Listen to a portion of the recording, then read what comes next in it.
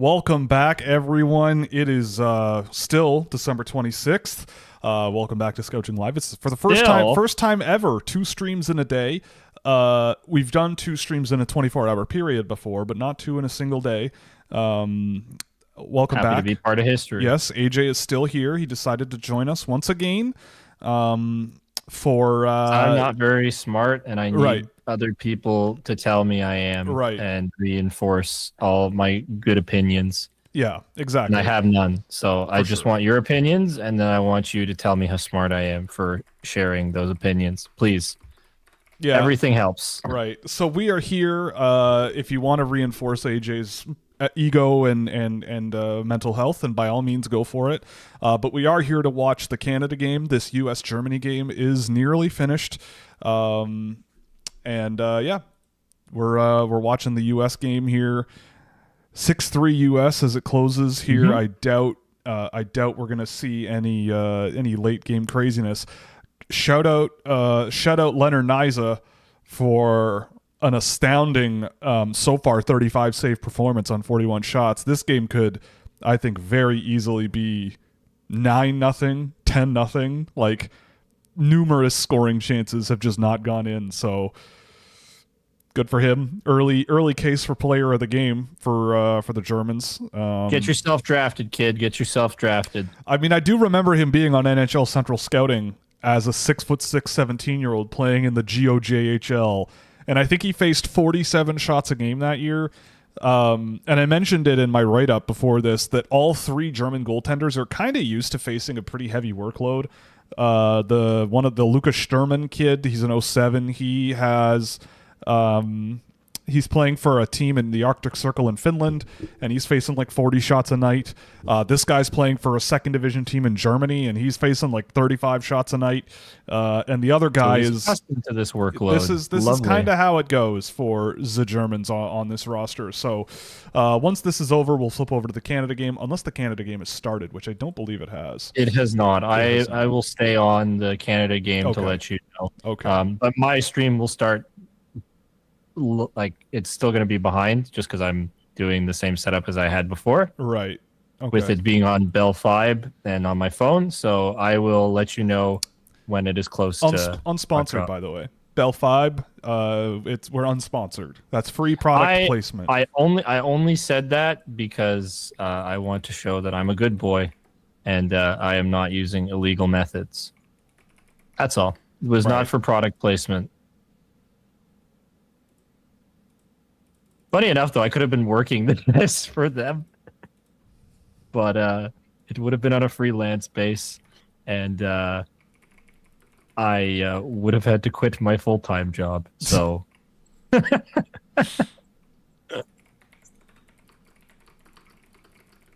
so I took full-time employment instead.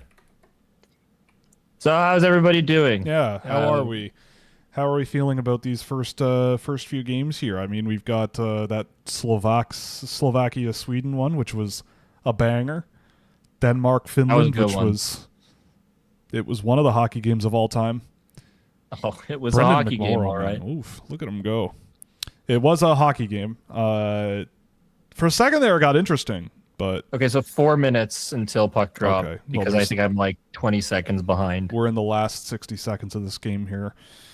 Cole Hudson's been great as per usual. He has been excellent, just pummeling pummeling the Germans in this game. But you know what? So he's better than Lane? Is he better than Lane? Yeah, pretty much.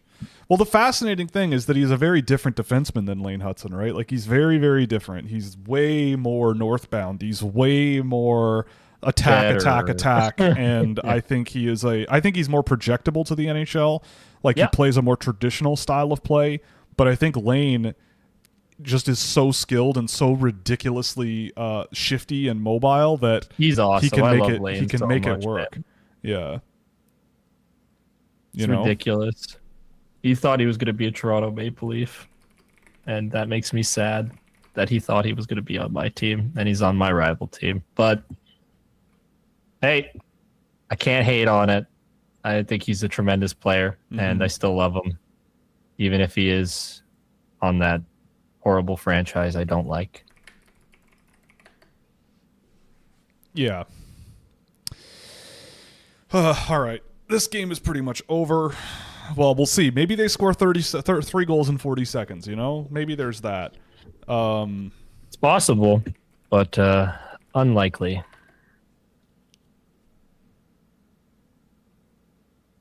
So what are we thinking here, Will? Whose stock is going to improve the most out of this game? Well, it seems like Chase Reed. Chase Reed's getting the hims and the haws and the rumblings and the bumblings. So there's that. He's the only draft eligible on the U.S. team, I believe. Yeah. But in general, I mean, I think more Cole Hudson has been nice. That's been a good development, a nice little shift there. Mm-hmm. Who else is on this team? I mean, Will Horkoff had a pretty nice little night himself. That was a pretty good game. Look, I'm addicted to Teddy Stiga, and I thought he played very good. Very good. He has played very well tonight, by and large. I'm biased, but I think he's played very, very well. Haggins, I think has been all right. I think he's ridiculously good. He went from healthy scratch last year to assistant captain this year awfully quick, so something must be going right. But he doesn't have any points in college hockey, so who cares? It's called the gold medal around his neck. It's called the gold medal around his neck. Exactly. Iserman's looked pretty good. I think a lot of the U.S. guys have looked good. Like I don't know. I mean, this German team is not great, and that's the game.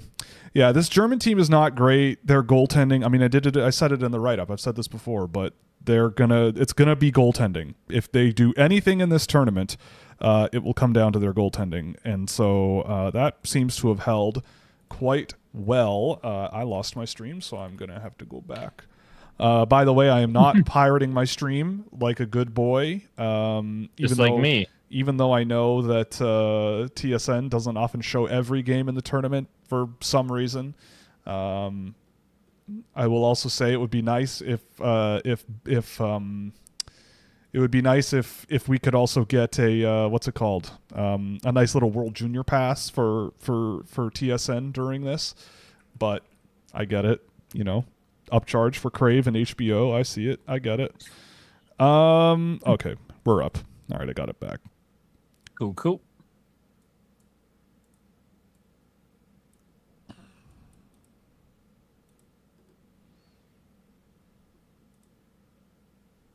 So who are you most excited to see in this game coming up here, Will? I mean, I want to see a good game from the Czechs, honestly, because I think their team is great. Will just hates Canada, wants them to lose again. Yeah, that's why I'm wearing the jersey, because I hate this country. Terrible country. Yeah, I mean, for Canada, we'll toggle over to their roster. I mean, for Canada, like, I just want to see who pops. I don't really know. I think a lot of these guys are really, really, really, really good. I think if the Czechs can stay out of the box, this game could be close. Canada's goaltending shouldn't be a problem. Like Porter Martone, you know, I'll be very curious to see how he plays. He's the captain of the team. We know him. We know him. Yes, did you know that? Good friend of the show.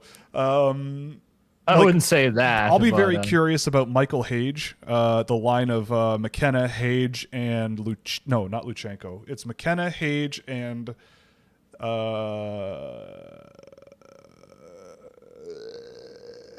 wow, I can't believe I can't remember. We'll find out soon. Yeah, because it's on. Like they're going through all the Czech players first. It looks like. Yeah, here we go. So Ginla, Misa, Martone. Oh, I see. Yeah, Martin. McKenna. Martin. Yeah. Is it Martin? Yeah. Sorry. Reshny, Baudouin, Luchenko, and Greentree, Coots, O'Reilly. Right. Got it. With Caleb Desnoyers as the extra. I'm sorry. I had to go to TSN 4 to get the Canada game. Yeah, that's the Toronto region. Oh, is it the Toronto one? Oh, okay. I figured that would be TSN 1 because Toronto's the center of the universe, right? Oh, well. It is, but I think they do it based on, like, what's it called? Geography. Like, regions. But I don't know. It might not be. I know TSN 4 is Toronto. Well, In any case, I mean, yeah, I think there's going to be no doubt. Like, I don't know. I also will be the Carson Carrolls, I think for my own purposes, will be very curious to see at this tournament. Number 5 for Canada, because people are talking about him in terms that I probably wouldn't, as you can probably tell by where I have him on my list. But yeah, Will has him at 1. Yeah, I have him at 1. I think he's unbelievable. Yep, best thing since sliced bread. Yeah, exactly. Yeah, Hage, McKenna, and Martin are on the ice. Yeah, there it is. Oh, that was interesting. Where are you in the game? 17:49. Okay, so you're a bit behind. Yeah, I told you I would be. Yeah, because I'm making the sacrifice to watch this a little delayed for all of you people who I hope love me, because that's all I want in life, everyone to love me. Indeed. Indeed.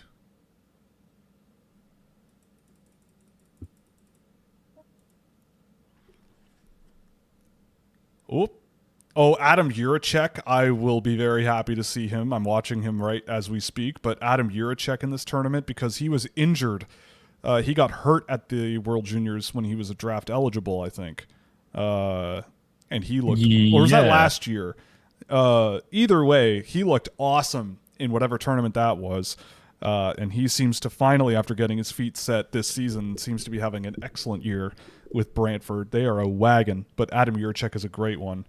And I'm hoping he has a really good tournament for this team. They'll play him a ton.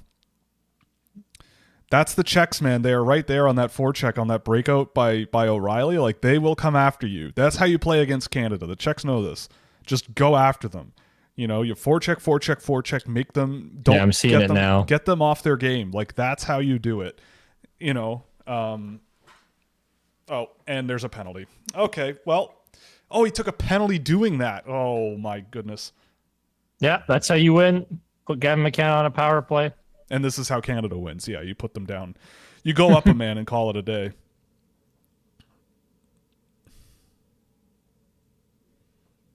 Absolutely. Absolutely. Okay, so they're playing Orshalak in net. Cool. That was a bit of a... That was an interesting pass by Cole Reshny, to say the least. Oh, my God. Chance. Here comes a goal. Did you see it? Here comes a goal. Oh, okay. Because McKenna blasted a shot and blew a guy's skate blade out of his skate. Oh. So there's a 5-on-3 there for 10 solid seconds. There was no goal. No, I can tell. Yeah. It didn't happen. Let's get back to the bench.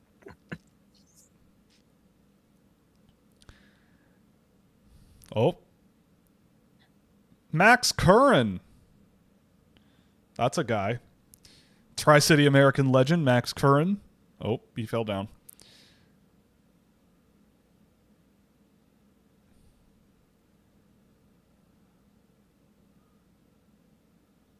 Oof.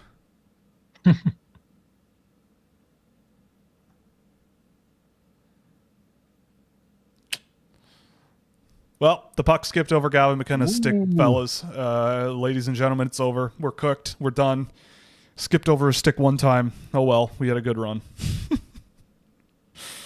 That's a joke. Let's see what he does, though. That's a joke. Yes. That's a joke. Oh, and then he bobbled it. Fantastic. He had it was, you know, they had their chances. Yeah. They had their chances. I mean, it's not the first, like, Canada does sometimes take a little bit of time to get going in this tournament. You know, it's fine. Michael Misa, I forgot he's on this team. Yes, the Sharks let him go. He'll be one. Did you know we know him? Yeah, did you know we know him too? Yeah. There's also a big part of me that goes like, man, what if Matthew Schaefer were on this team? What if the Islanders, for whatever reason, sent him to college or something?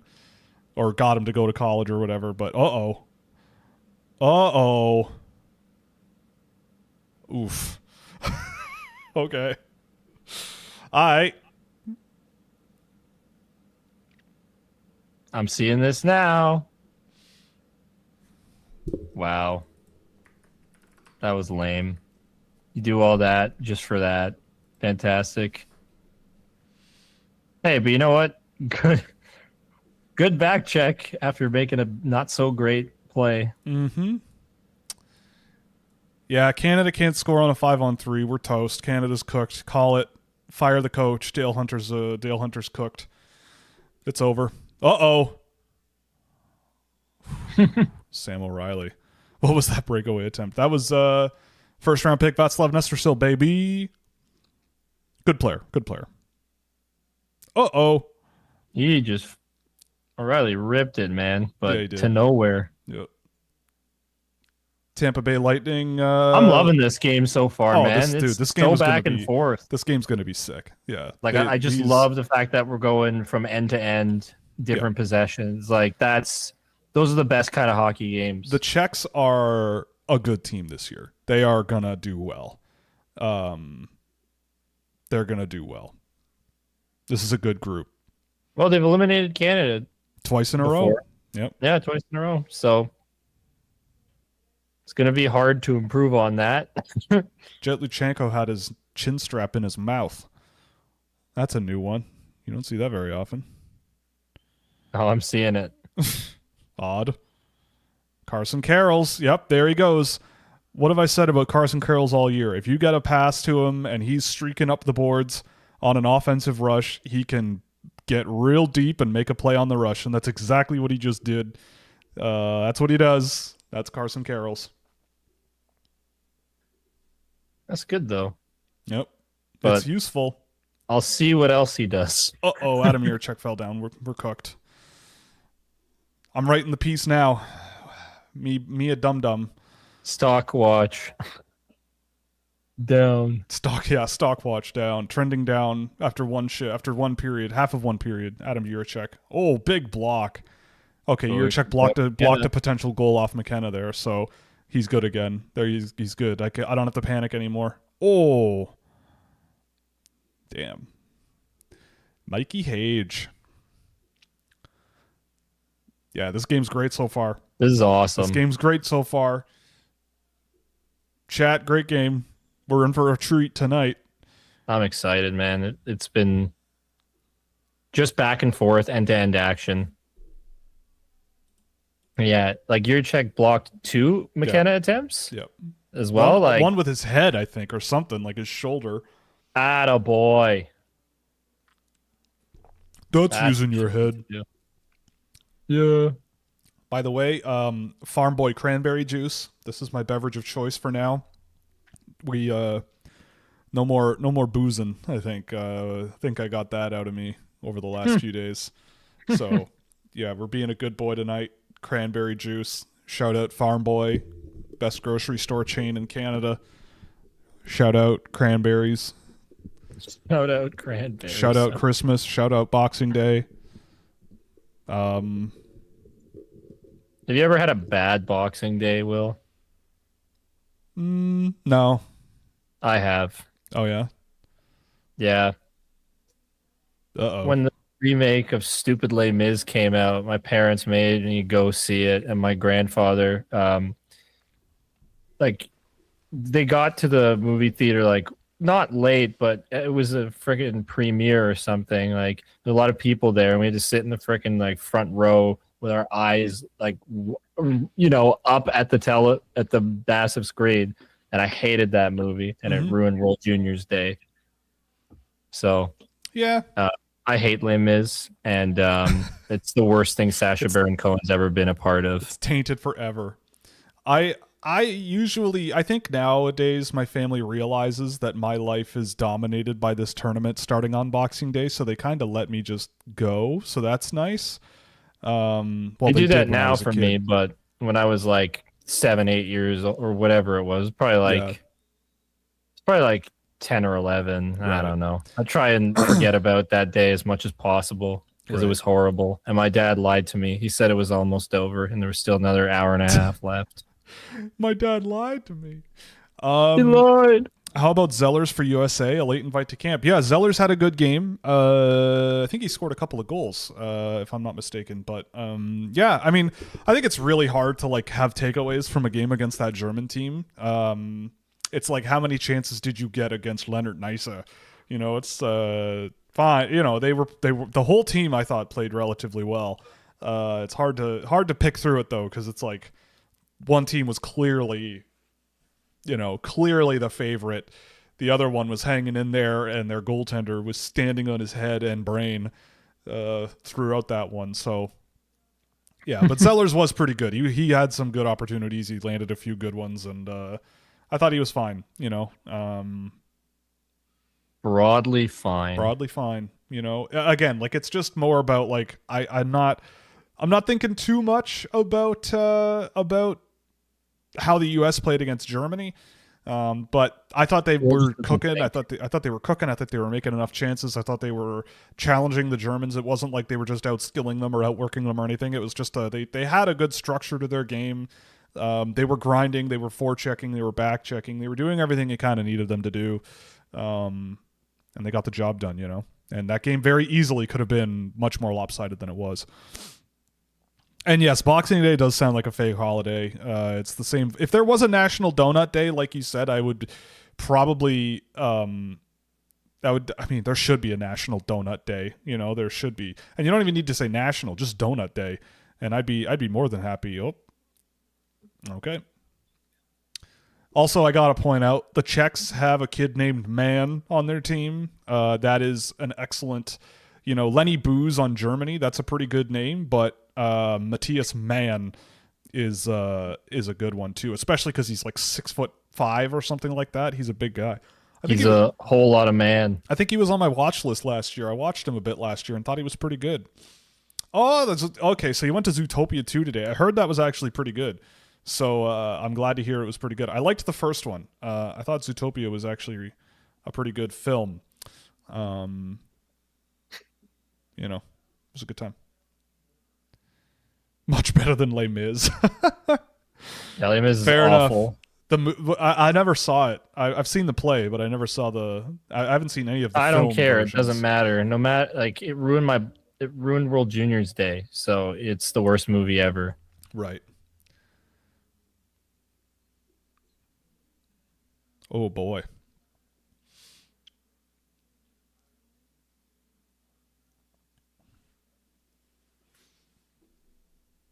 I think ever since that day, I've hated musicals. Like it's the only one I've watched since is like Book of Mormon, because it's a Matt and Trey. Oh my gosh. Thing. Ooh.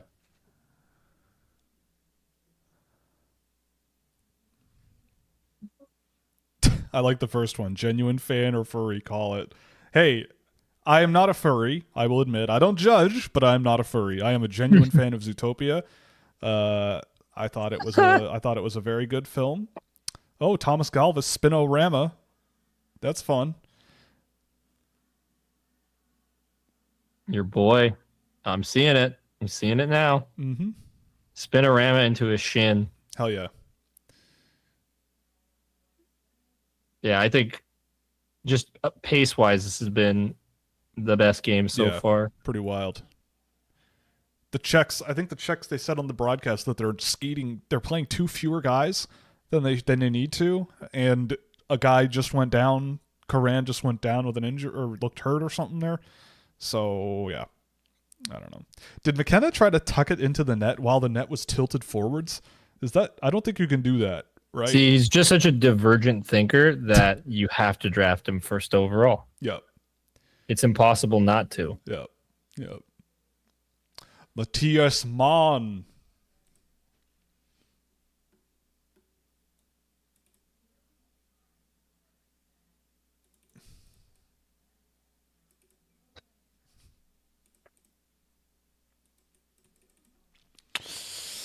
Well, so far this is about what was advertised. Back and forth. The Czechs are looking pretty good.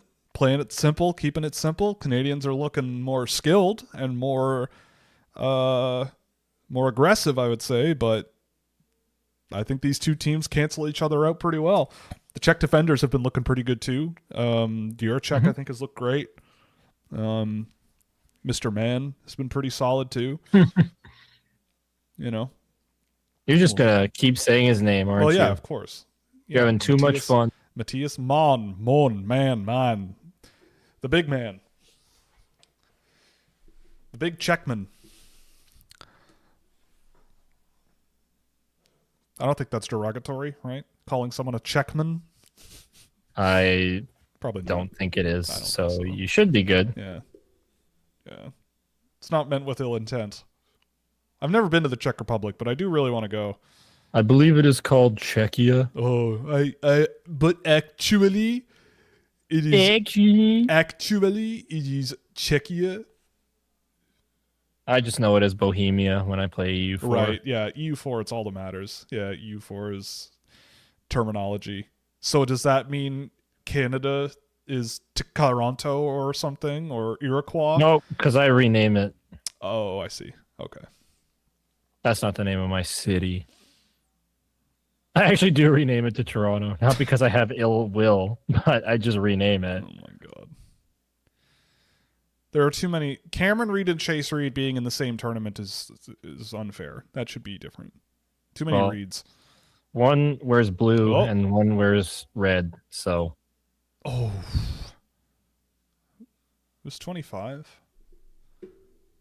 Is it Martin? 25 is Desnoyers. Desnoyers. Yep. That's a Caleb Desnoyers trademark right there. Someone else gets into the offensive zone, pass it to him. He quickly thinks and cross-ice pass almost right on tape to tape and makes an incredible play. So that's fine. That sounds like Caleb Desnoyers to me, and he's pretty good at it. Don't hate on it. Adam Novotny almost with a goal there. Oh, yeah, Sam O'Reilly, get in there, son. Oh, boy. Yeah, this period's flown by so this far. This period is wild. Nice. Okay.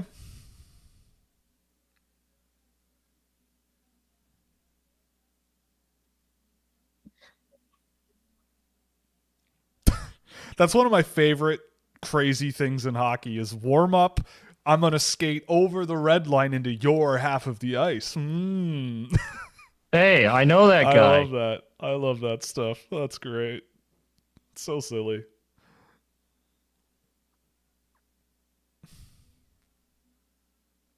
Sean Aitchison causing chaos. Canada is the Hudson Bay Company? That's true. Yeah, the Hudson Bay Company. Exactly. Absolutely.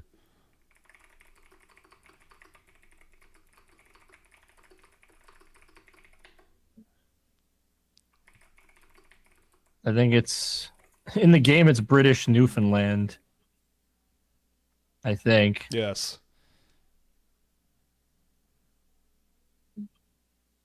Oh yeah, the Cole Baudouin kneeing penalty last year. I remember that.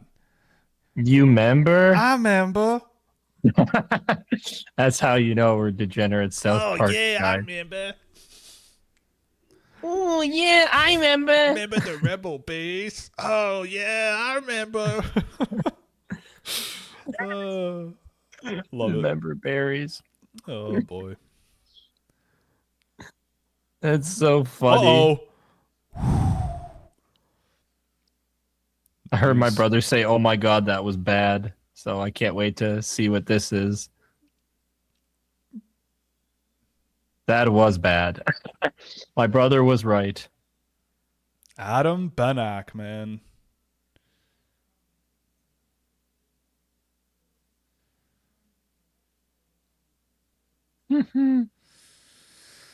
Oh, Adam Benak. He's probably going to score a lot at this tournament, I think. He's been quite good in Brantford as well.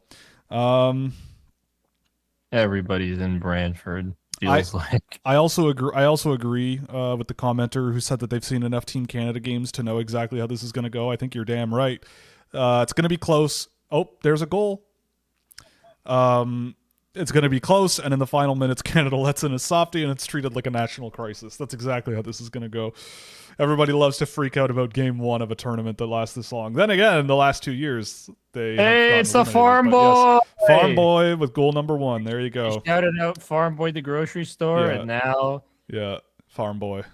And yes, it is Deal, boy. Czechia just for sports. The country itself is still the Czech Republic. Also, I think informally Czechia, but for some reason, I think yes, it is sports. It is Czechia.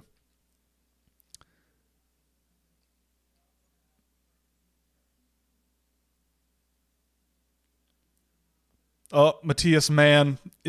Soft stick check doesn't count. It doesn't count. He's still good. Don't worry. That was a lovely pass though by Mr. Gavin.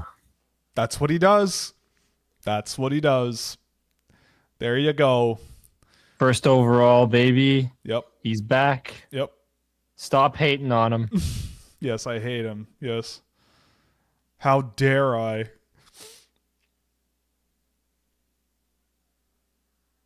Oh, brother. You disagree with me, therefore you are my enemy. Yep. Until the day I die, you are my enemy. Yeah. Yeah. No, that was a very nice setup from Mr. McKenna there. That's what he does best, man. He does Setting some up good plays. things. He does a heck of a good job doing that. Oh! So does Porto Martone.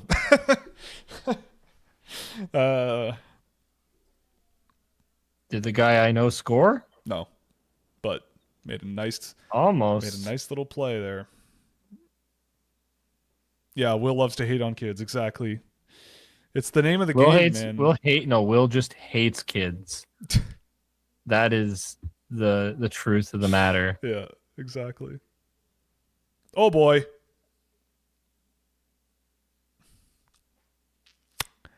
Oops.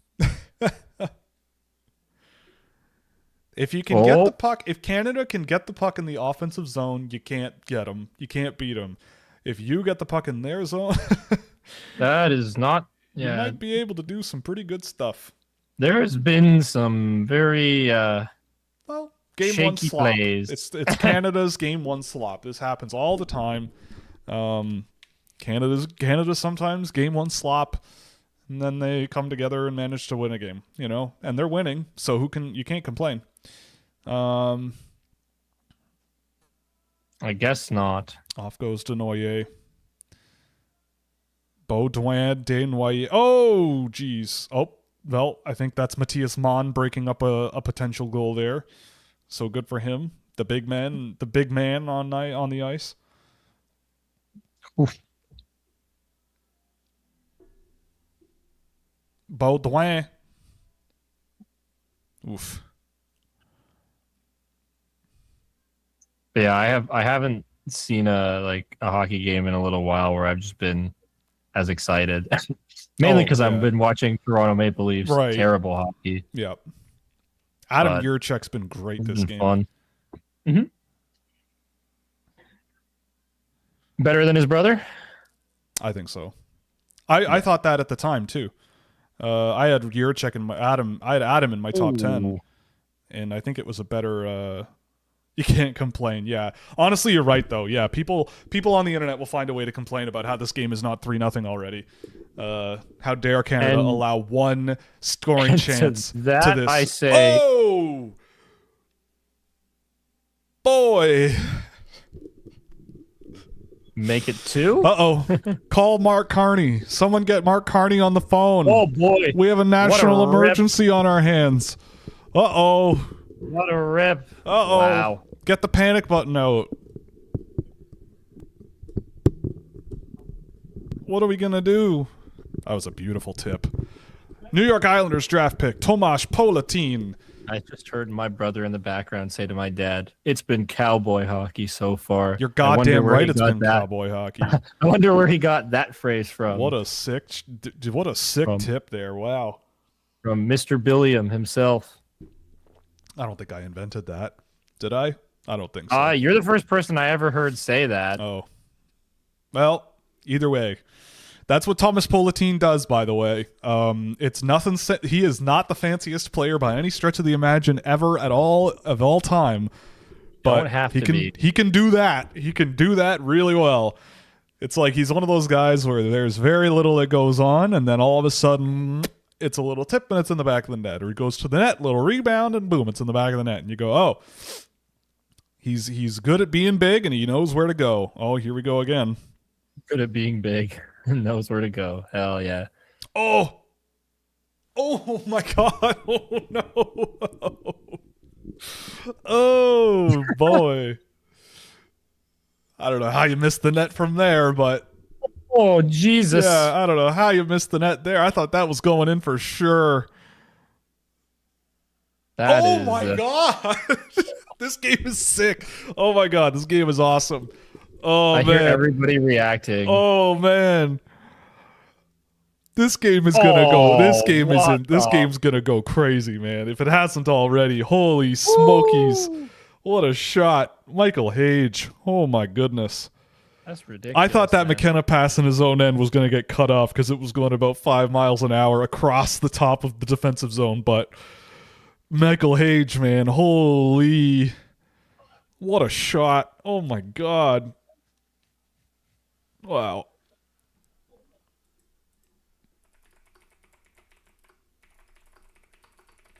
By the way, not invited to last year's camp, right? Michael Hage, I believe he wasn't invited to last year's camp, along with Perek and Seneca. That's why they sucked. But here we are. Damn, Michael Hage, what a shot. Oh my goodness. I don't think this game is even close to over. No, it is Not even close. But this has been phenomenal. This is such a good one. Hey, Danford gets on the assist. Let's go. Yeah. Elite. Is it intermission? No, not yet. We got just under 2 minutes left. What time are you at? Just so I can know how. 146. Okay, so I am 9 seconds behind, like I thought. Oof.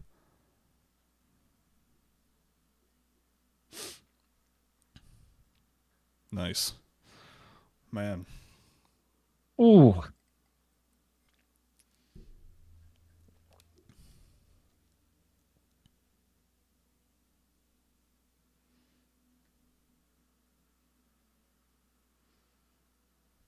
Yeah, it's been fun.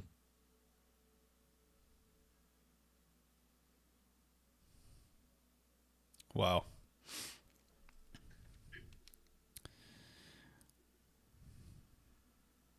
Oh.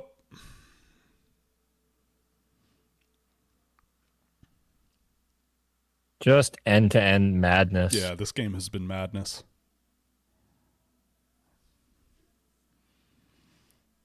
We've had breakaways, one-timers. Uh-oh.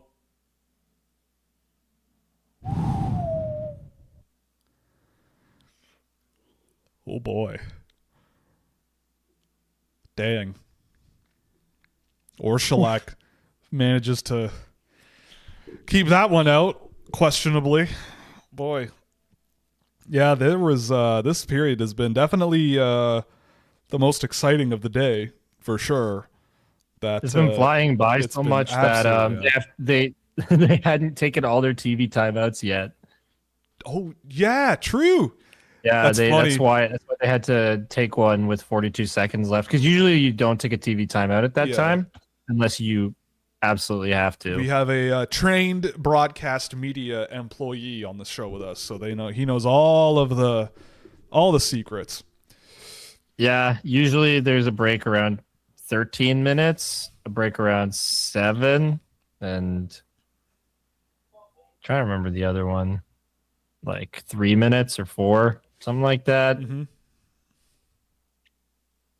But it's 3 breaks. 3 breaks a period. Well, there you go. Generally speaking. I'm also trying to follow along with the chat in the Discord server. I don't know how many people are also watching. I know there's a couple watching on the show, but shout out Scouching Discord server. If you want to gain access, it's available at any tier of the Scouching.ca subscription. Also, we're running 25% off for Boxing Day as well. So I actually should probably just put that in chat so people know. Get a subscription. It helps us a lot.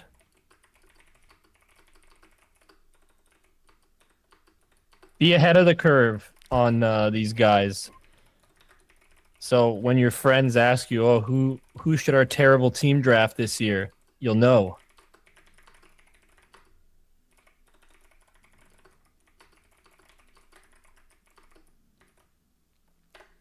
25% off any tier of your first payment. Yeah, shill for us more. Yeah, exactly. The Scouch potatoes need to spread and take over the world like the McPoyles and It's Always Sunny in Philadelphia. Let's become the inbred maniacs of the universe. Whoa, hey now. What? Come on. That's what the McPoyles are. McPoyles are going to take over the world, and so shall we. This team definitely needs more Andrew Gibson. Yeah. Yeah, more Daxon Rudolph and Andrew Gibson, yeah. No, I think we're good. That's funny. Oh boy. It was funny as soon as I hit send on that message about subscribing to the site, I just got an email that someone canceled their subscription. Whoops. Ah well. Terrible. Good timing. It makes me look dumb so it didn't actually happen. Whoever did that, I hate you. No, I'm kidding. Yeah, no. Whoever did that. Come back at high season. I understand. It'd be so funny if they're watching the stream and like, oh yeah, that reminds me, I have to cancel subscription. That would be very, very funny if that was the reason. Wow. He saved it. The Max Curran in the net stopped it with his glove and deflected it behind the net. That's crazy. No wonder they thought. I was wondering how Canada thought they scored there. But yeah, like if he gloved that, that's a penalty shot. But can you, I don't know the rules. Can you review it at the end of a game? The end of a period? It shot into his glove and he Yep. He threw it. You can't do that. And it happened during regulation. That is awesome. Oh, they're reviewing it. I feel like that should be a penalty shot. I don't think it ever went in the net, but it happened during regulation time when he threw it. So I feel like that should be, with 1 second left in the game, a penalty shot. Clock stops though on a penalty shot. Yeah, that's what I mean. Yeah, it's like you stop because but then the clock kept running. But yeah, he definitely throws it. You can't do that. And he threw it while the clock was running. Where's Wes McCauley when we need him? Ooh. The only time he's ever needed to say you can't do that. Otherwise, no Wes McCauley, please. I don't know. Very official. I don't know if it matters that he closed his hand because he threw it. Like he made a play while the puck was in his glove.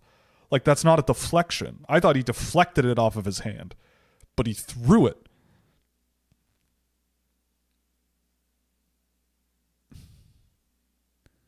That's not over the goal line, I don't think.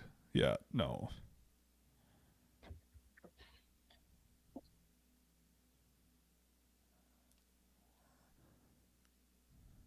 Uh-oh. Well, in the meantime, someone asked about who the Columbus Blue Jackets, their terrible Columbus Blue Jackets, should draft this year. I mean, I think Tynan Lawrence in Columbus makes a lot of sense.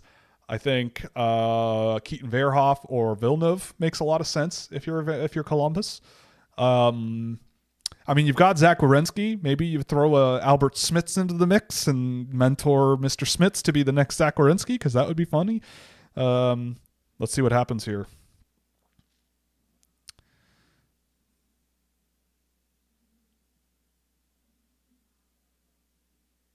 No goal. Oh, boy. No goal and nothing. You get Jack. Weird.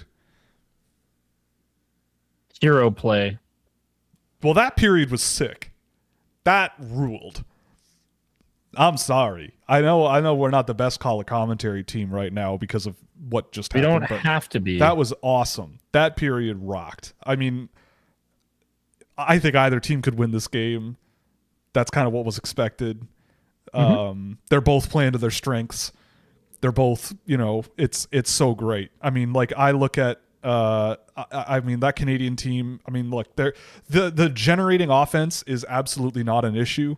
And it's just like getting the puck out of their own end and all that stuff is a bit of a sloppy situation, but then the Czechs are forechecking and pressing them and making it quick and turning pucks over or causing turnovers, getting chances, playing just as physical as they needed to. We actually have someone with a member berry as a profile image in our chat right now. So welcome to the show, member berry. Awesome. I member. Ooh, I remember. Really wild period. We got 2 more to go, but my goodness. Yeah, they would have had to call a penalty on the ice, I think. Yeah, I think that makes sense. I thought there was an NHL game recently where a penalty shot would have been called, but the offending team did not touch the puck before time ran out.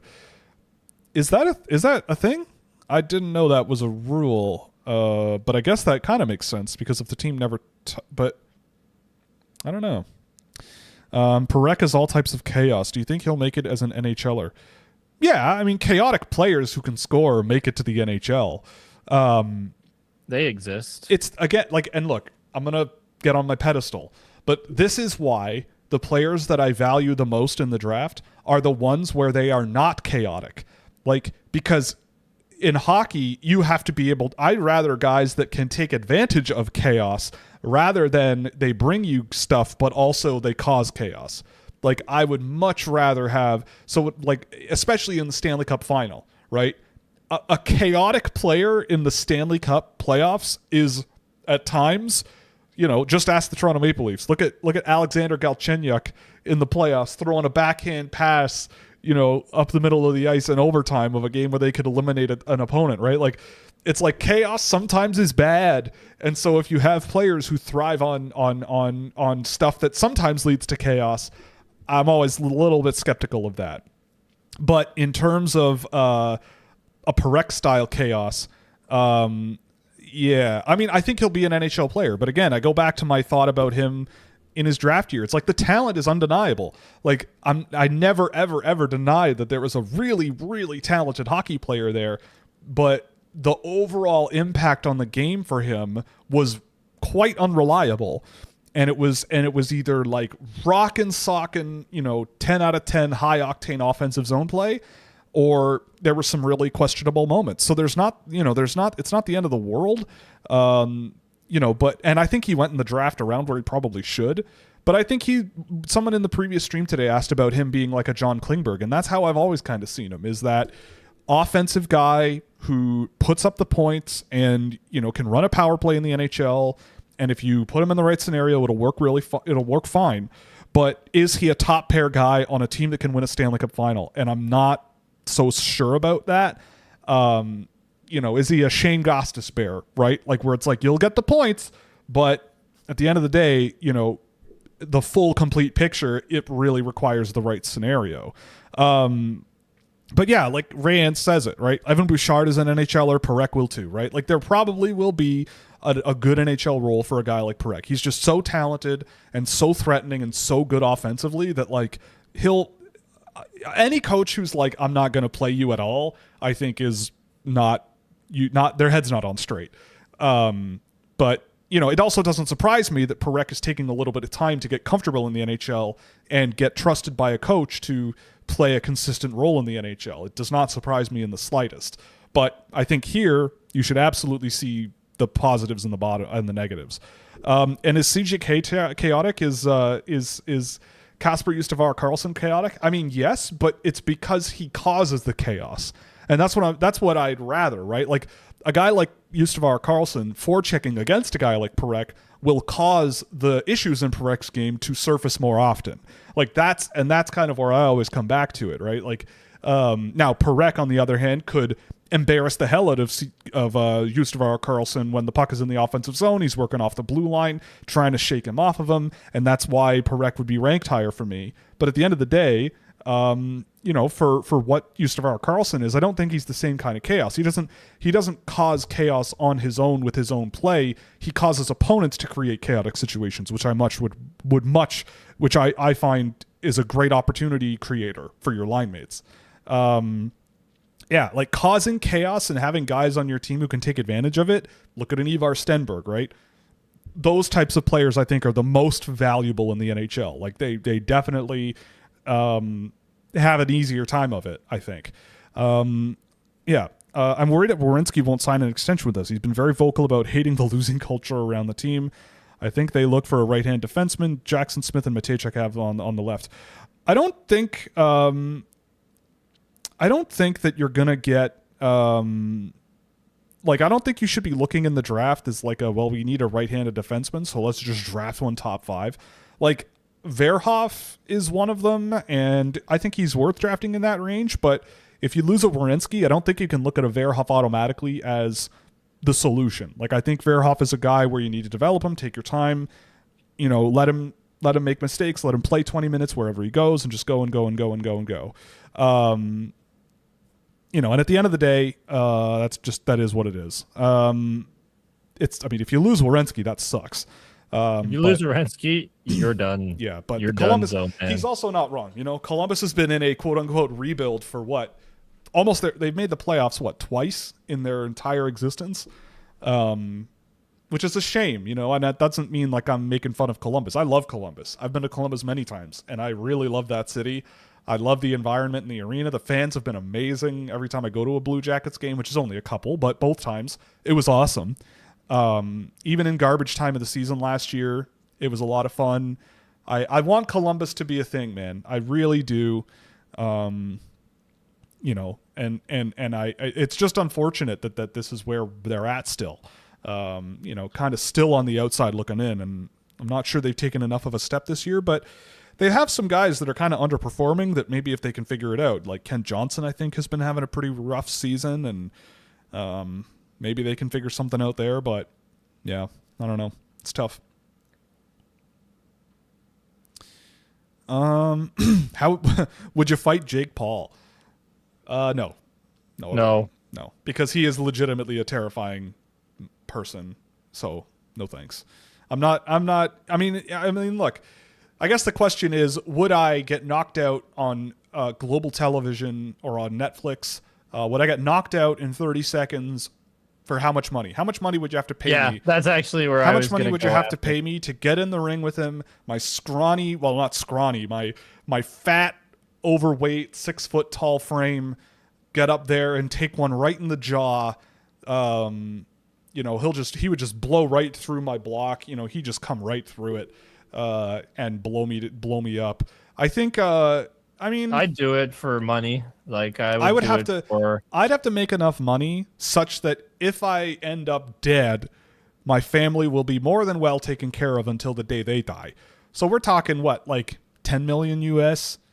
If you I'd be way easier to convince. I'd do it for a couple $100,000. I'm not getting in the ring for a couple $100,000. I don't even think Jake Paul would do that.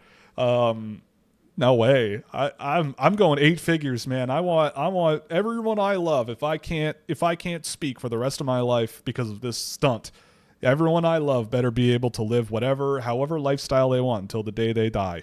Because that would be what it would take, because I'm not going to get punched in the head of that guy. Even if I'm not knocked out in the first punch, I'm still taking a dive. Fair enough. Yeah.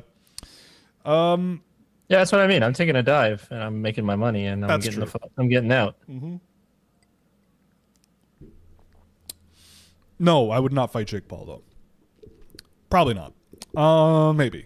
I might. I could beat him. I think I could beat him. No, you can't. I just saw someone claim McKenna plays with more pace than Stenberg. Well, I don't know about that, but I think they're both relatively comparable. I think Stenberg is a much more impressive forechecker, a much more useful forechecker. But in terms of like their plays with the puck, how quickly they can think and how quickly they make plays, yeah, I think they're relatively on par. but I don't think McKenna is ahead of him. I think they're comparable. What is the term pace when it comes to hockey play? A lot of people seem to throw that word around without understanding what it means to play at a high pace. Oh, so Columbus made it to the playoffs 3 times. Right. Forgot about that. I mean, pace is like, the way I see it is like, pace is how quickly you can push the game in the right direction, right? Like, how much are you hesitating? And if you are hesitating, how quickly are you making a play after that hesitation, right? Is that hesitation purposeful? Are you looking for another option? Because the NHL is a game where the forecheck happens quick, breakouts happen quick. You know, your dump and chase has to be done quick. And yeah, Stenberg and McKenna are pretty low foot speed players, but I think in terms of pace of play, they are relatively comparable. So, like, in terms of pace of play, you're always looking for guys who can think quickly. Their catch and release passes, their give and goes, their skill moves, they're all done quickly and with a purpose, right? So I don't care how fast you are. I don't care how skilled you are. You know, if your game plan is skate 100 miles an hour and attack a guy one-on-one with your skill level and try to get through them all the time, then that, to me, is not a very high-paced player. That's a very individually oriented player that it's really tough to do that in the NHL. Like, for me, I want, like, look at the best power plays in the NHL, right? They're very, very fast-paced games. Like, those players, they're firing the puck around. They know they know what they're doing as soon as as soon as that puck is coming to them, they know kind of the ideas of what to do as soon as that puck hits their stick. Because it gives the opponent way less time to get on top of you, challenge you, do all that stuff. So in my view, I look at pace of play as like quick sharpness and quickness of mind, right? How quickly can you make a play? How quickly can you make a read? How quickly you find line mates? How quickly, all of these things. It just makes so many things easier when you're on the ice. When your touches are quick, your plays are accurate, your vision is good, and it's just, quick thinking, quick thoughts, quick execution, all that stuff. It all adds up. Between Martone and Martin, which hockey nickname is Marty? Oh, I don't like that. It's a good question, though. I mean, this is hockey. They're both probably named Marty. Marty and Marty. Marty P and Marty B. There you go. That's where I would go. I don't know.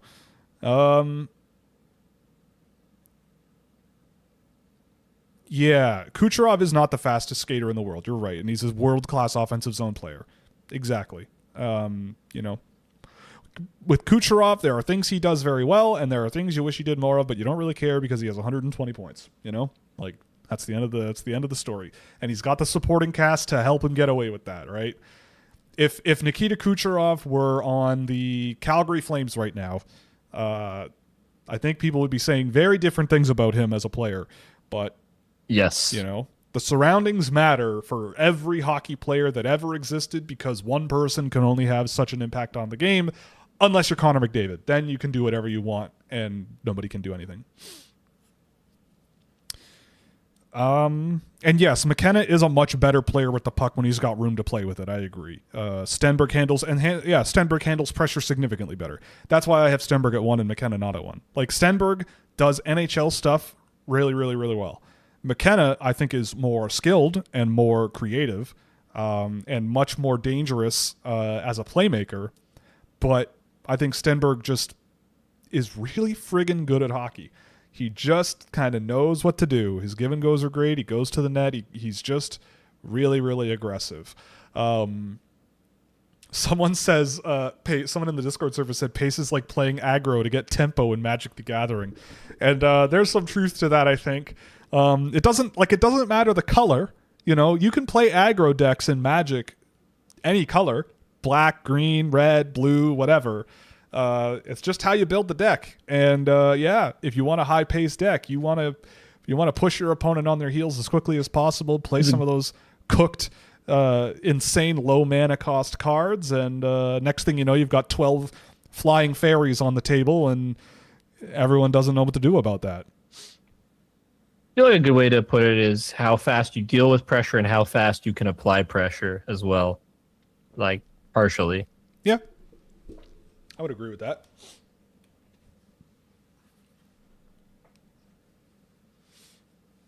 So yeah, I think it's a very distinct thing from just who is fast, you know, whose hands are fast, whose feet are fast.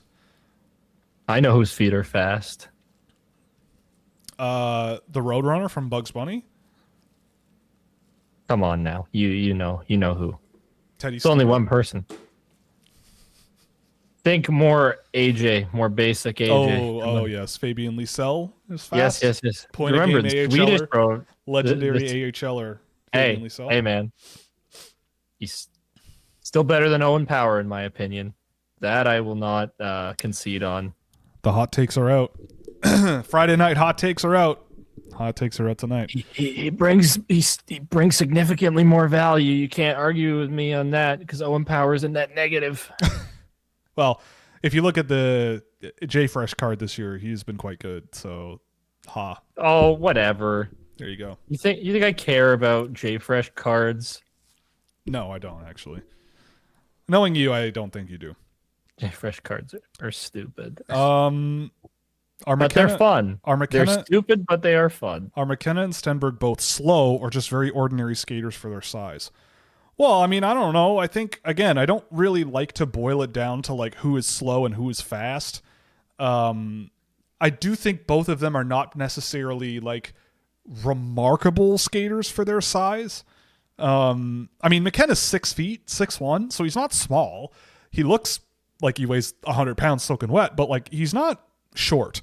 I think they're perfectly adequate skaters for their size. I think they are above average based on like when I watch all these guys in this draft class, like even if I'm being as cynical as I possibly can, like I cannot physically put a McKenna lower than 8 in terms of if we're just evaluating like foot speed and skill or foot speed and pure sort of like speed generation and all of that stuff. Like, I don't think I could put him that down there. Stenberg too, I think is pretty good in that regard. So yeah, like I don't know. It's a tough question to answer. But at the end of the day, like skating ability does make a difference, but what matters more is how you use it. And I think they both use it well, use their capabilities well in the sense of like trying to achieve a goal that they have in mind, but in terms of like all around impact and always being involved in play and always being a major factor, I think they both kind of fall short with that.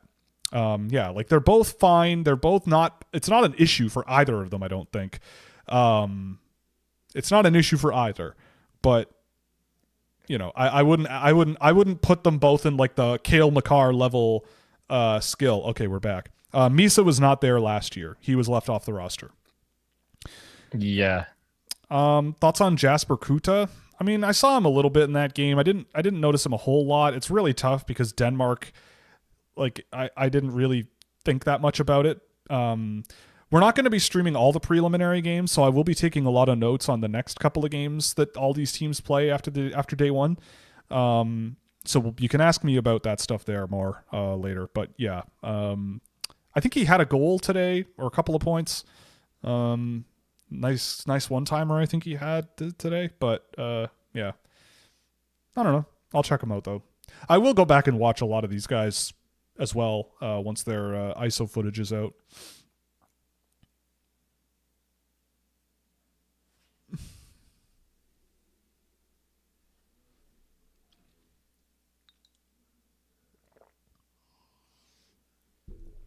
I'm all for a Canada-Czechia hockey rivalry, by the way.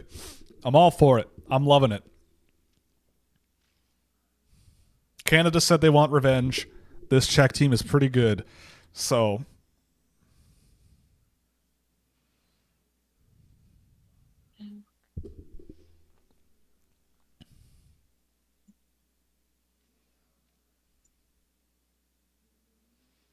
well, I don't remember Max Curran ever doing stuff like that watching him a couple years ago. So there's that. That's fun. I forget who drafted him. Was it Utah? He seems like a guy Utah would draft.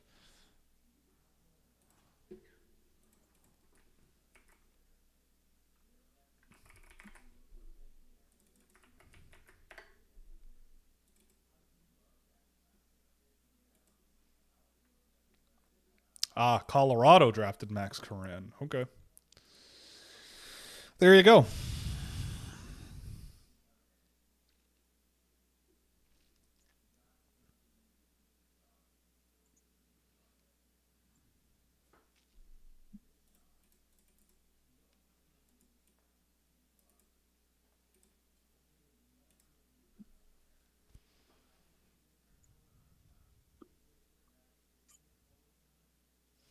For a split second there, I thought I was hearing a trap remix of the RuneScape soundtrack, and I thought that was Oh. I was gonna say, like, I was underestimating your game. I like this Klima guy, by the way, on the Czech team. I was watching a guy on what was that? What was the team he plays on? Shawinigan. I forget who else I was. I think it was Chad Legitsakos, and Klima was the guy that was getting notes all the time. So that's a guy who, I don't know about an NHL draft pick, but it would be nice to see. Camp invite?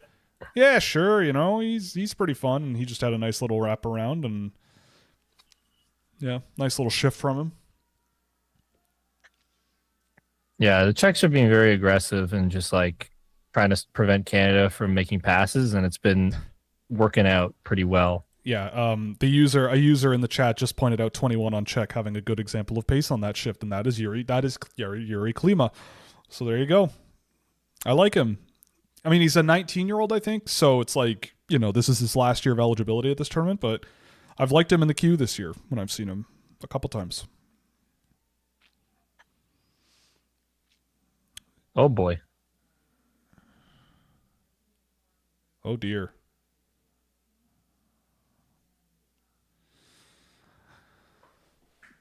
Ooh. What was that? Okay. Hoomst. Back and forth we go. Back and forth we go, exactly.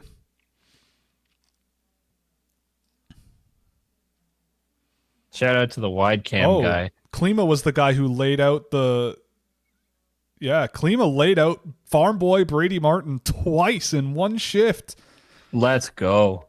Show him how to milk the cows, man. I think Klima's not a very big guy either. Yeah, 180 centimeters. Like, dude, I love guys like that. You're the farm boy. You're the top 5 draft pick farm boy. I'm gonna go after you, man. I'm gonna get you. Sauce. I'm gonna get you. I come from some town of 10,000 people in Czechia. You think I'm not hard? Check this out. Get it? Check this out. Yes. Yeah. You're so original. I know. Elmira, Ontario, baby. Shout out to Elmira, Ontario. I love Elmira. I've been there a couple times. It's a nice little town. You know. Viggo Bjork will be a top center in the NHL. I would love to see it happen, but that is optimistic, my friend.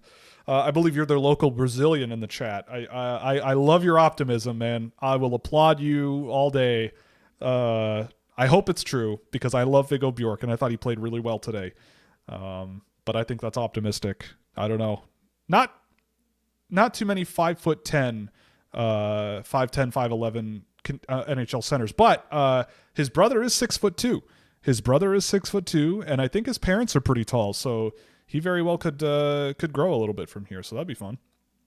And if he grows a little bit, then an NHL coach will play him as a center. Jet Luchenko, look at him go. And then the puck's coming the other way.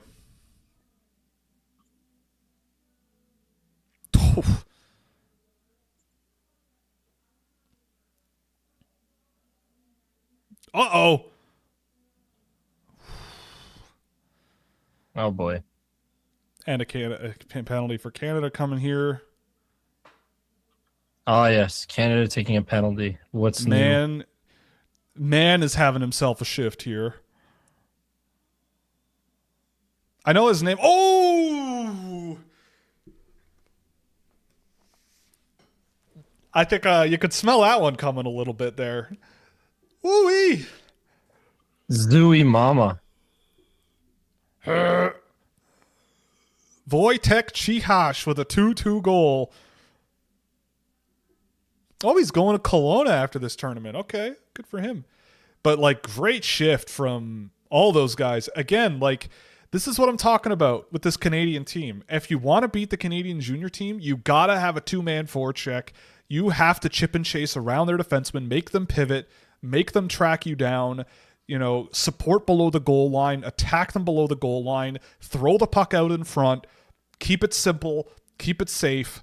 They obviously drew a penalty there, so they got a sixth man on the... What a tip! Oh my God! Lovely. What a tip! But like that, if you want to beat a Canadian World Junior team, this is the plan. This is the game plan. You forecheck, chip and chase, make their defensemen turn their feet around, challenge them. Like, these Canadian defensemen are so used to being offensively dominant and northbound driven, like skill, northbound driven, open ice defensemen. And if you wanna challenge them, you've got to challenge them. And they're doing a really good job of doing that. Like, this game they're both playing their strengths, but the Czechs are doing the thing, man. They're doing well. Especially this period. Like, it feels like the Czechs have really had a lot of the momentum here too, man. Like, that's no... Yeah. Like, that's not, what's it called? Here they come again. That's no easy feat to outshoot a Canadian team.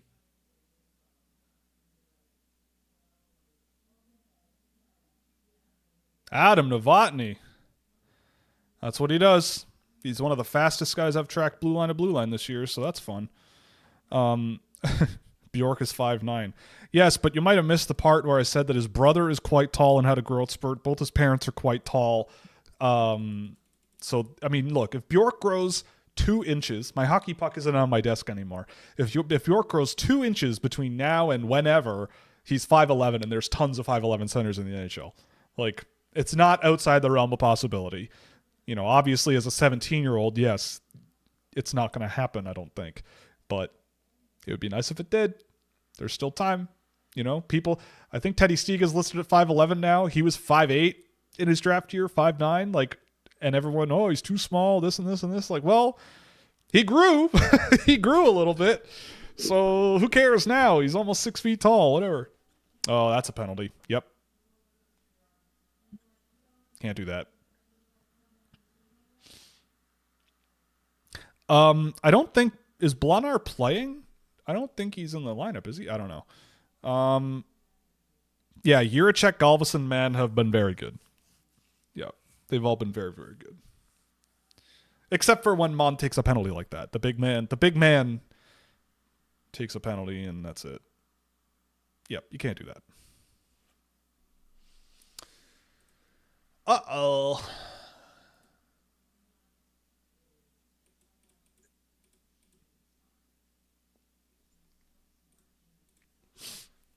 All right. Yeah, you've got McKenna on the point, just like at Penn State. Here comes a goal. You would hope so. It's going to happen.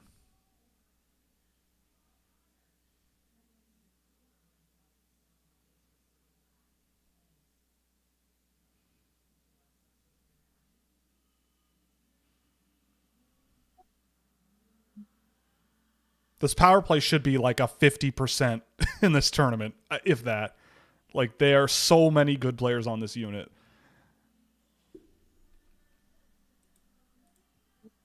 Yeah, nothing. Someone in the Discord. Nothing in this game is shocking so far. I agree.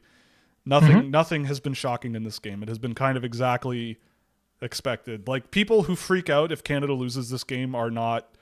They're just normies. Like, they're normies. They're Canadians. Yeah, they're normie Canadians who are living in a bubble because this Czech team is good.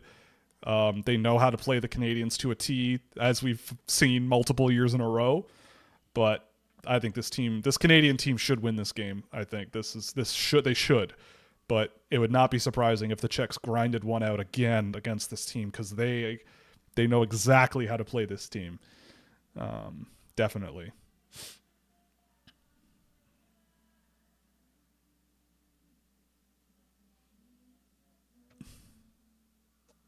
They are struggling to get things set up on my screen. They are, yeah. But little glove save there. Little glovey save from Stebatok, straight out of Prince Albert. Go Raiders, go. You know. Alma mater of one Caden Gooley. And who else came from there? I don't know. Gooley's the only one I can think of. My memory live on camera is poor, so I apologize. Yeah, it happens. How can you possibly have a good memory when you have to entertain an audience of millions live on the internet?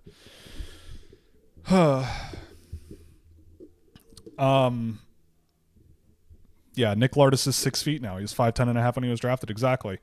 Guys keep growing, you know. But yes, being a 5'9" center in the NHL is extraordinarily difficult. Especially for a guy who's not an absolutely blazing fast player. Ryder Ritchie. Okay, but Ryder Ritchie hasn't played in the NHL yet, right? He's still playing college. He's in college, I think. NHL alma maters from Prince Albert. I believe Gooley is the only one I can think of. But yes, Ryder Ritchie did play for them. Martone to Brunick. Order. Oh, boy. Well, they killed it. One shot for Canada there. Wow. Brunick. Shout out South Africa. Where are my South Africans at? Oli the goalie.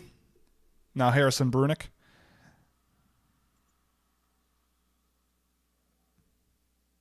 Wow, the first South African-born player to score a goal in the NHL this year. Harrison Brunick.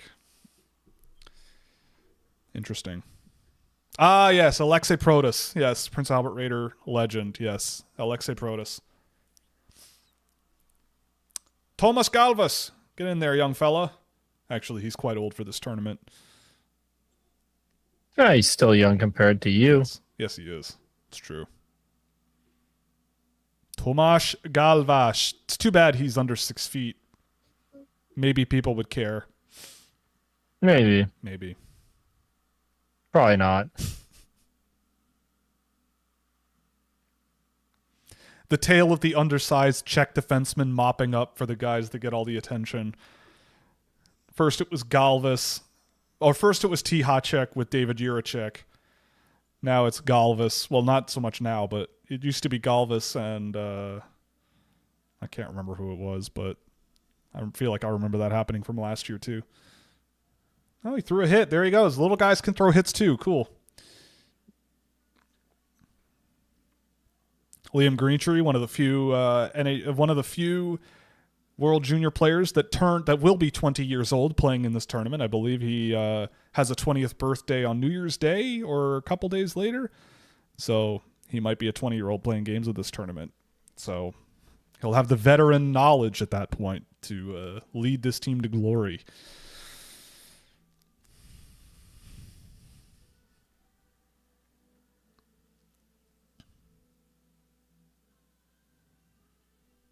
So, AJ, thoughts and feelings? Pretty standard, I think.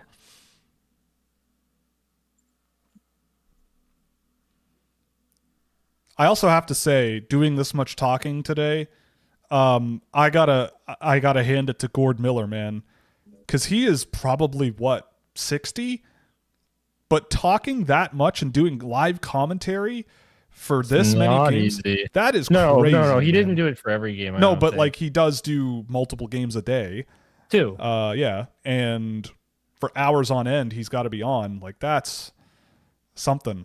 I probably should. I'd love to have Gord Miller on the show one day. That would be so much fun. I'd ask him I'd just go ham on asking him stuff. It would be, yeah, he'd be fun. I'll send him a DM on Instagram. I'll slide into Gord Miller's DMs.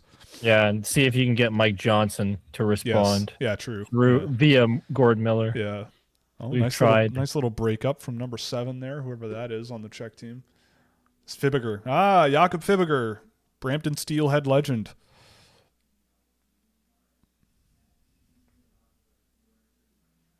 Steve Smith, early 90s Blackhawk defenseman, is also South African? Oh, okay. Right on. Oh!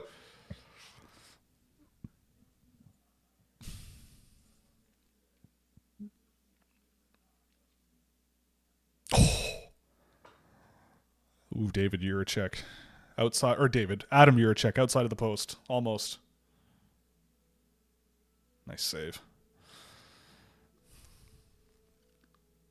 Orshulak.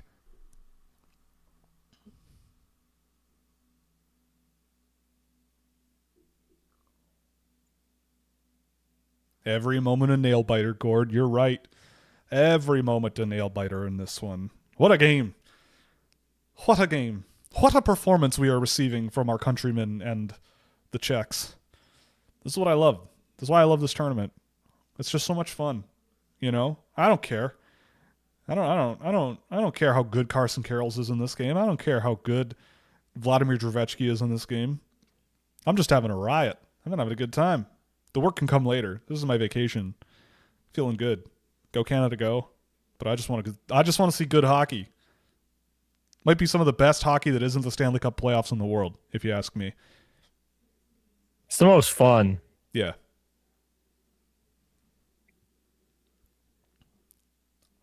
Steve Smith is actually from Scotland. How could you do this to me? How could you lead me down this path of believing there was another South African in the NHL and he's actually Scottish? Yeah, you lied. Terrible. With a name like Steve Smith, he's got to be from Scotland.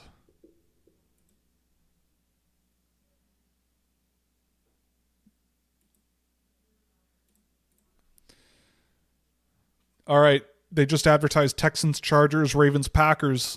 Is that a big deal? You're the football for me, fan. Yeah, is that a big deal? Yes, because it's my fantasy. Like, because fantasy football, it's matters. But Chargers, Ravens matters. Someone asked if there's news on whether Murtka will be fit for later in the World Junior. I don't think there's a concrete answer. I don't think they removed him from the roster. They're playing 6 defensemen tonight. The Czechs are, that is. So Murtka could be in the lineup. He hasn't been removed from the roster. But so far, nothing. No news. Yeah, a throne of lies. A throne of lies. But yeah, no, what's it called? Not tonight. No Murtka tonight, but maybe the next game or later in the tournament. I mean, based on how this team... Oh, they down, eh? Based on what I'm seeing. Based on how this game is going, they don't need Ready Murtka. Oh, my goodness. Boy. What a pass play from... Who was that? Wojtek Cichasz. That guy is on a banger of a game. Wow. Nestrasil just outworks whoever that was below the goal line. Who was that? Number 10? That's Nestrasil doing his thing against Cam Reed. Bing, bang, boom. 3-2 Czechs. Oh, boy. Oh, boy. Oh, brother. This is why we love this time of year. Dude, this is the best. This is the best. Mark Carney, get him on the phone. Panic time. Hit the big red button, man. Big red button. It's panic over hockey. He's the hockey guy. He's the goalie. I don't know this, but are Denmark and the United States in the same group? They are. It is no. Czechia, Finland, Denmark, Canada, Latvia. Oh, U.S.-Denmark would be a lot of fun, wouldn't it? I want that the game. battle for Greenland. Yeah, that's what I wanted. The winner gets Greenland. No, they're not. Unless Denmark somehow makes it to the quarterfinal, which I don't think is going to happen. It's not going to happen. Yeah, I don't think Denmark is going to. Denmark losing to Latvia would be quite the surprise, but you never know. But yeah. Oh, and here comes Canada right back. That would be so funny. The battle for Greenland. Yeah, what a great play from the Czechs there. Again, you outwork the Canadians below the goal line. You get the puck out in front quickly. You get your scoring chance and you bury it. That's how you win this game. You know? Not rocket science, but you got to be good at it. This game's flown. The battle for Grockland. Yeah, exactly. The special ambassador will be on hand. Yep. Always wanted to go to Greenland. Heard it's very beautiful there.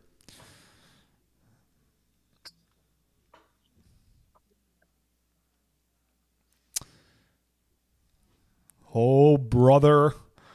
We got a hockey game now. Not that we didn't before.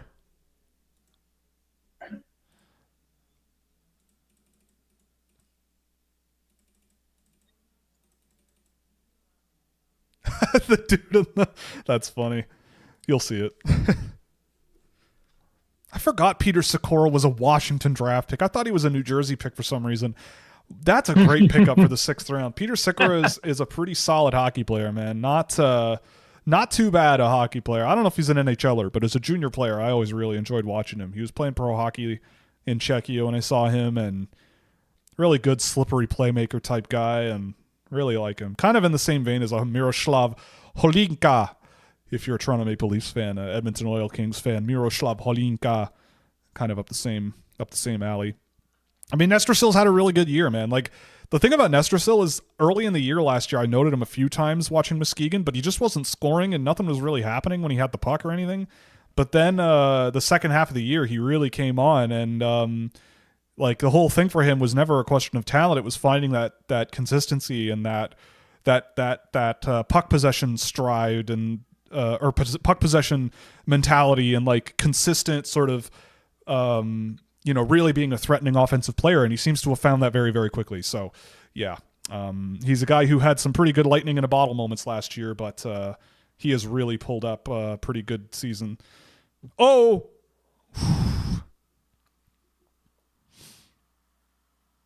I want nothing more than to see the Canadian team embarrassed.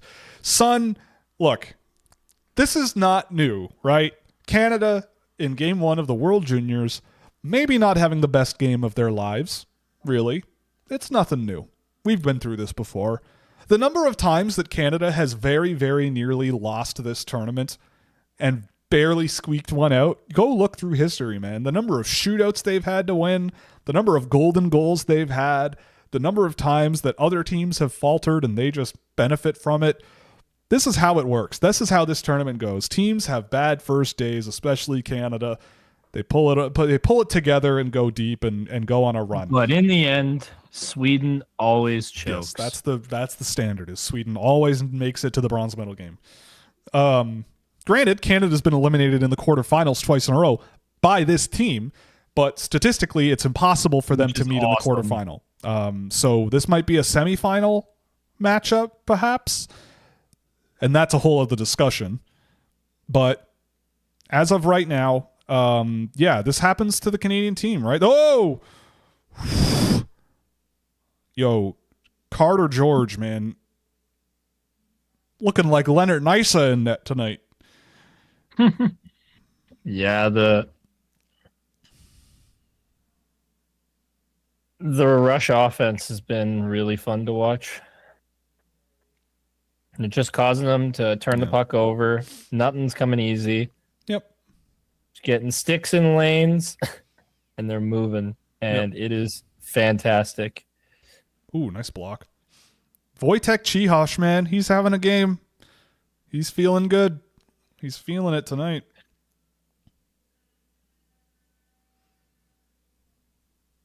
Oh. Carson Carls, whatever. Yeah, they're just getting nothing. Like, it feels like no matter what they try, the Czechs are there in order to like get a stick in the lane. Right. And just not let any entry happen, which is awesome. I'm not sure this is a bad first game. This is just what I've been saying since this Canadian team would struggle with. I mean, yeah, but like that's the thing is you're right. Like people overrate the Canadians relative to the rest of the world every year. Like it just is what it is. But I mean, you look at this Canadian, look at the forwards they have this year though. Like the skill is better. Like they are better players. But like this is again, like I talk about this so often on the show, like just because you are quote unquote better doesn't mean you automatically are the team favored to win in hockey. Like you can beat a good team if you play a certain style of hockey, if you have guys who can counter what they are good at. And in hockey, like how many times, like you could be the most skilled guy in the universe, but what difference does it make if you make a pass, it gets deflected, someone goes the other way and just makes one pass and shoots it and it goes in? Like nobody cares. So like it's a matter of game plan and personnel, right? So it's like I don't think it's hard. Like I've said this many times, but like you look at the Canadian roster this year, especially their forwards and goaltenders, they should be the best team in this tournament. Like I don't know who else I'd put them up against, but at the end of the day, best teams don't always win. Well, at the end of the day, it's about game plan. Like it's about what you do to counter them. And yeah, like I think Canadian, especially Canadian defensemen, like I think people really don't fundamentally get how a defenseman is supposed to play defense in this country. Like I think there's just a lot of focus on offense and skill. And that's who gets the benefit of the doubt. And I'm not saying that like an Andrew Gibson is the type of player that should be playing 25 minutes for this team, but like you know, you look at like there's ways to use your abilities defensively that are you know that move the game along quicker, that are more reliable defensively. Like you can challenge a Canadian defenseman almost to a T on this team, like a lot of them, and the game plan is relatively similar because they're often not really challenged in that area when they play in the CHL because the level of play is very wonky. Oh, and see, there you go. I heard my dad cheer, so I know. And there you go. Zane Parekh, bing. Oh yes, please. Bing. That is such a Zane Parekh shot. Top shelf, just whatever. And now nobody cares. You know, all is shot forgiven. It like he didn't care either, and all that's why it was so sick. All is forgiven. Top shelf shot, tie game. That's so it works. This is sometimes it works, and it's great. The puck dribbles out to him. He gets there first in the back of the net. I'm not complaining.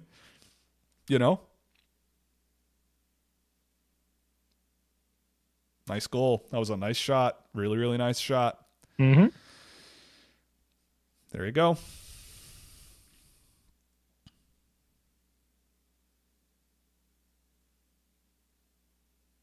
Like they could have desperately used a guy like Parekh last year for sure.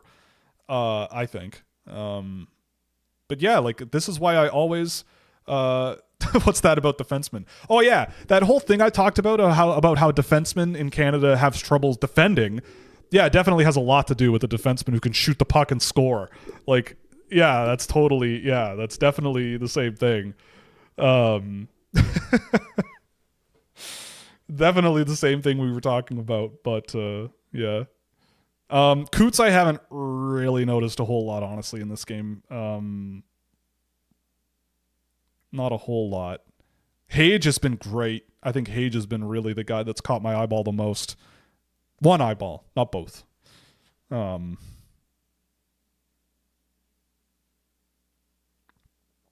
agree. Sweden is just as talented as Canada. I think Sweden is a very good team too. I think so too. Yeah, I mean, offensive skill matters. That's not what I'm saying. I never said that. But this game is 3-3. Like, this game is 3-3.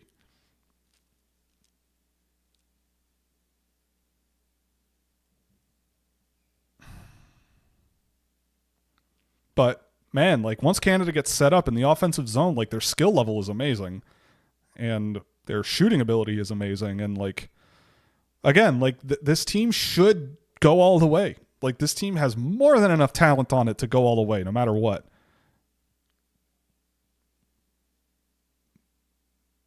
But I also, don't think it's controversial to say I'm not really surprised this game is 3-3 right now, Like, at the end of the day, it's a great game. This game has been great.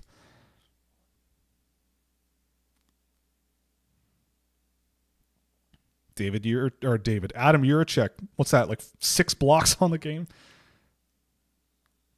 Wild.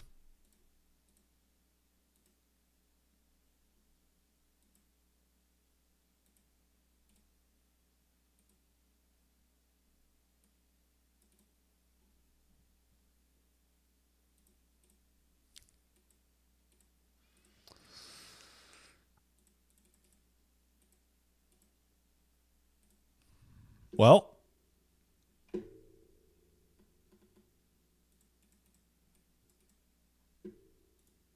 We're getting a good game, man. That's what matters. Yep. Oh, God. Gavin McKenna when he's not playing against random 15-year-olds from Okotoks. Oh, my God. Oh, brother. Is this what we're doing now? Is this what we're doing? You know, AI Gavin McKenna memes? Is that what we're doing? Goodness gracious. I honestly don't. I'm too old to get this joke. I'm too old to get the joke. I don't really know. Man, it feels like everybody turned on Gavin McKenna so fast. Well, I mean, it's kind of weird. I get it, but also weird. Like he's a kid. Yeah. Like chill the F out, man.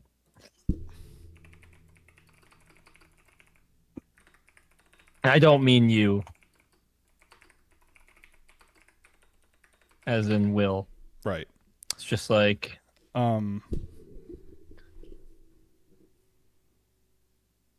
Also, the NHL didn't do him any favors by like, oh, this guy's the next big thing, and we're going to show you his first game of the season.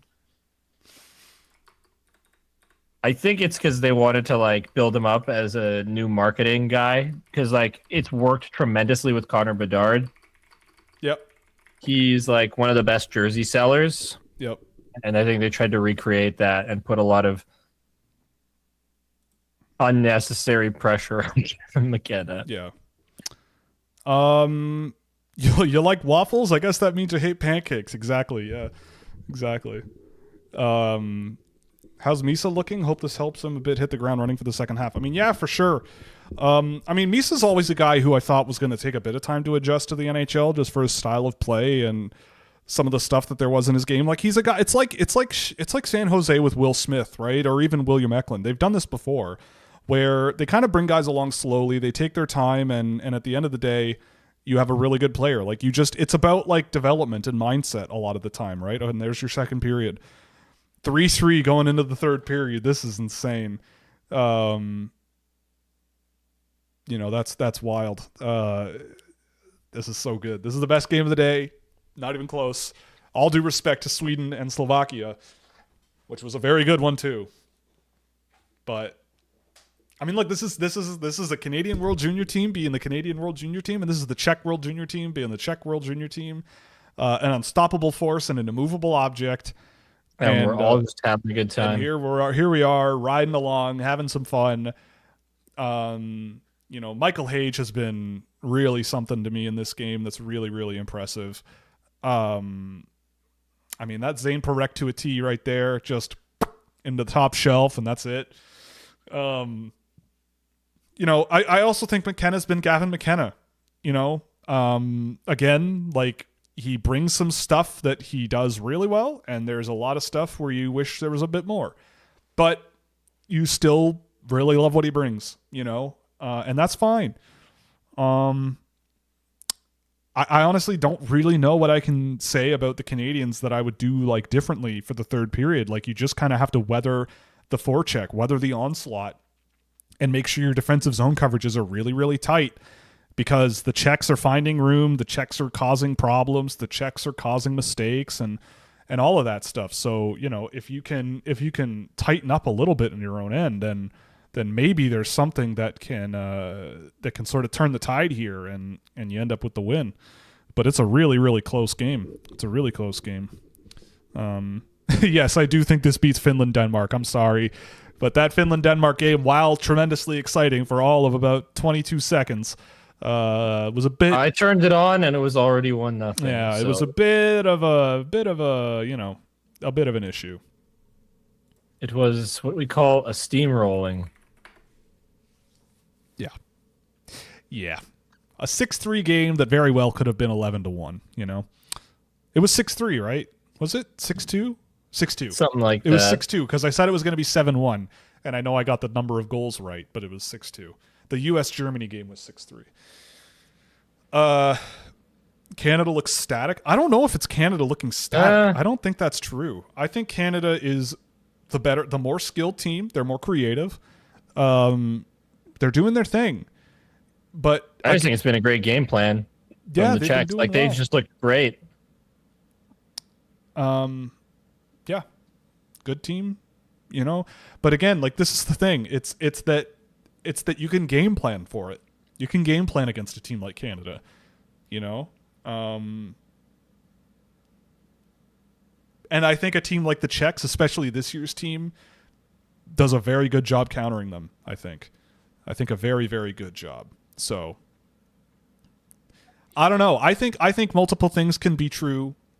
I think Canada's an extremely good team. I think the Czechs are a very, very good team and built to counter them. And I'm pretty sure, I could be wrong, I'm pretty sure the Czech coach says that that's the goal. I'm pretty sure the Czech coach has said in the past, or a Czech coach in the past has said, that a big thing that they drill is how to beat a team like Canada. Because they know that at some point Canada will be the hurdle. You know? I think the Czechs feel pretty comfortable against a team like Finland or Sweden or whatever. Canada's the one where I think they go, if we can beat Canada, if we can game plan for Canada and beat Canada, then we'll be fine. We'll get a good result. You know, and that's fine. I think but that, to me, that's like a compliment to the Canadians, right? It's like, oh, okay. Yeah. Like, Absolutely. you know, we're the guys, like, that's, you know, here we are. Every 2 years, there's a rookie phenom that's going to be the next Crosby, except Celebrini, who's the closest thing we've had to a game-changing center since McJesus. I mean, yes, I would say Austin Matthews when he was actually not hurt. When he was young, man, that guy was absurd. Like, he was awesome. The best goal scorer at 5-on-5, I think, that we have ever seen. Exactly. At least in this era. But he's cooked. Yeah, or something's wrong. But he was for a while. We'll see if he's fully cooked, but he's on the burner.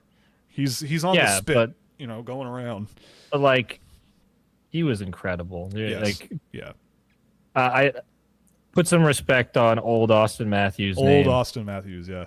But, I mean, yeah, like, Celebrini and Schaefer indeed were underrated, I think, as top picks. But I don't think so, actually. Like, Celebrini was pretty clearly the first overall pick to, like, everybody. And my thoughts on him, and you can go back and look at my rankings that year, but my thoughts on him were like, he is like the perfect hockey player, and literally any improvements to his skill and skating combination, he's just going to get better and better and better and better from here. Like, he's already a supremely intelligent first-line center candidate, but he has taken a step with his skating. He's using his edges more creatively and all of that stuff. He's going to be a Joe Malone erasure. Yeah, true. Who could forget Joe Malone for goal scoring? But yeah, Celebrini, I mean, the fact that he's gotten this good, I am surprised that it's this good, but the fact that he has become this good at some point in his career is not that surprising, but it happened real quick, and he has been excellent.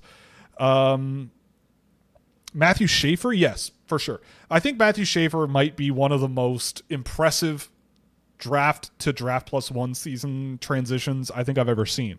Like, I don't think anybody in their right mind thought he would be capable of what he's doing now, especially having never played a game in 2024 or 2025 never playing a game in 2025 until he was drafted and played in the NHL. And he looks like this. Like, that, nobody could have predicted that. Nobody did predict that. So, like, I don't know if it's like people missed something, but I you know, until he got injured, that last 3 weeks before he got hurt, when I watched him with Erie and in those first couple of games in the World Junior, he was astounding. Like, I think if he played the rest of last season the way he was playing before he got injured, people would have been extremely impressed, more so than they already were. Especially considering he was barely eligible. Like, Schaefer, if his mother did not give birth until about 2 weeks later, he'd be a draft prospect this year. He'd be playing with the Erie Otters. he'd have 130 points. Like, playing like this, it would be insane. He'd be at the World Juniors right now. It would be insane. But I think he's just fine where he is on the island. Yeah, like 18-year-old defensemen don't play in the NHL. Never are they in the conversation for, is he one of the 10 best defensemen in the world right now? Like, is he in the conversation of 15 best defensemen in the world right now? Like, at 18 years old, at least as how he's playing now. I know his production's kind of cooled off, but like, I don't care. Watching him is just an amazing experience. Yeah, he's ridiculous. Yeah. And did you know I know him? It's so stupid, but I love it. Because if I was younger, I would totally say that. And it is kind of just like, I get to say it now because it's stupid and it makes me laugh. Yep.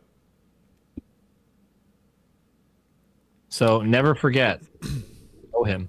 Yep. It's my words of encouragement. That's all of his success. Yep. Yeah, I mean, Celebrini is basically Joe Sakic. I would not really disagree with that.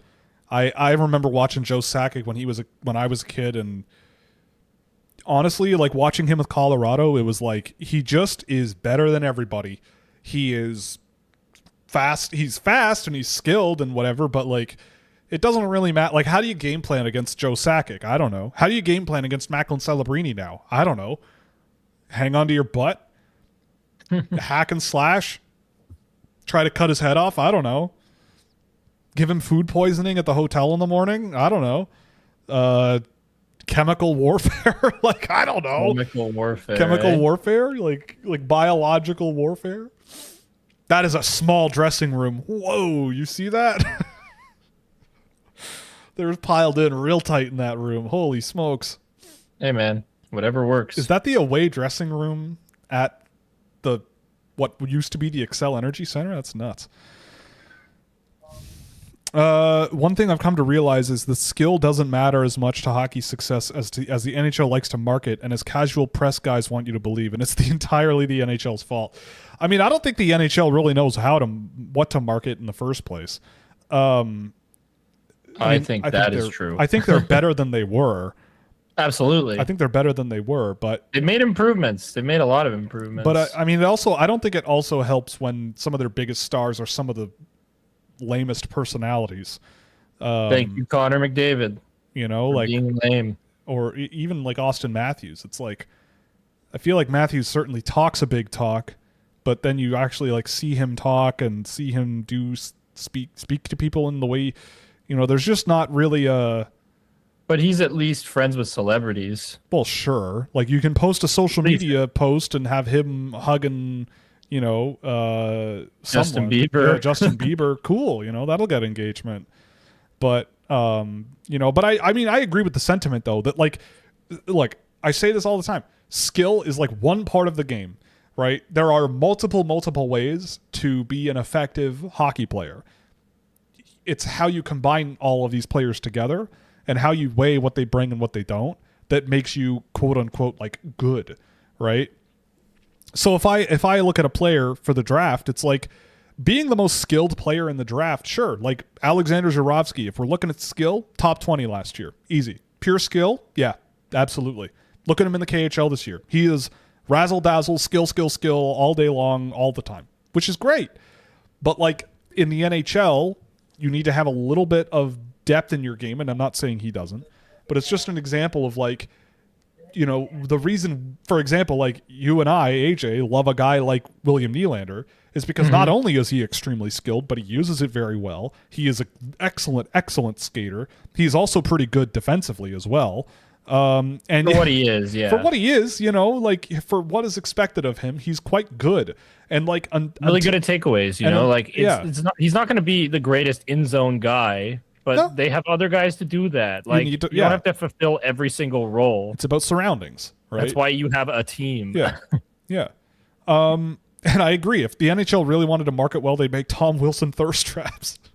That's true. I agree. I think that would. That is one of the most ridiculous things I think I've ever heard, but it is so It's funny. so true. It is true. Tom Wilson thirst traps would do numbers, man. They do numbers. Oh boy. Tom Wilson, man. What a guy. He's from Toronto, which is kind of funny. The NHL loves highlight reel skill plays, but they officiate and discipline like they want it to be the 90s and drop the gloves every night. Yeah, I agree. I mean, I think it's really a matter of like what type of a fan base you want to cultivate, right? Like that's kind of what the rules of the game really are trying to do, is like cultivating what kind of an environment you want to present to your paying customers. And if you think that the NHL deserves to be UFC, you know, if that's how you kind of want to market it, then so be it, you know. No. I personally don't think that's hockey. I personally don't think that's the way the sport should be played. I don't think like you know, it's not a who can knock out the opponent. It's a who can score the most goals. And trust me, I remember growing up watching the Dead Puck era where Jerome McGinley scoring 40 goals was like miraculous. You don't want that. Like the NHL was in very, very big trouble going into that 04-05 lockout because it was a bad product. It was bad. People don't like it when there are no goals. People don't like it when you can grab onto a guy's jersey and pull on him, and it's or like go and look at the 90s and see the hooking that was going on. Like defensemen could not skate, but if you were 6'6" and you had a big stick and you weighed 240 pounds, you could just grab and pull and yank and whatever. You know, it was just silly. And if that's what you want, fine. But I think if you take 100 people, a majority probably are not super down with that. So yeah, I agree that there's a bit of a disconnect between the way that the NHL kind of markets itself, but then when you see what happens when the game is played that way and how some people choose to counter it, which is, oh, I'll just crush them. I'll just put their head into the glass and, you know, whatever. Like I'll just whatever, which is I don't know. I don't know what the answer is, right? I'm not paid enough money to know. I'm not an NHL marketing guy. I don't have the answers because it's not your job to think that, like, I mean, you'll answer the question to the best of your abilities, but at the same time, it's not your job to deal with that problem. If they want me in the room at player safety, I'll do it, you know, but they haven't called me yet. No one has called me. My phone is pretty dead. It's in front of my face all the time. My phone does not really go off all that often. So if that's the case, it goes off when I message you. But yes, when like you message 8 times a day. When you message it, yes, it goes off that much. But like, it's a matter of how you want to market to your audience.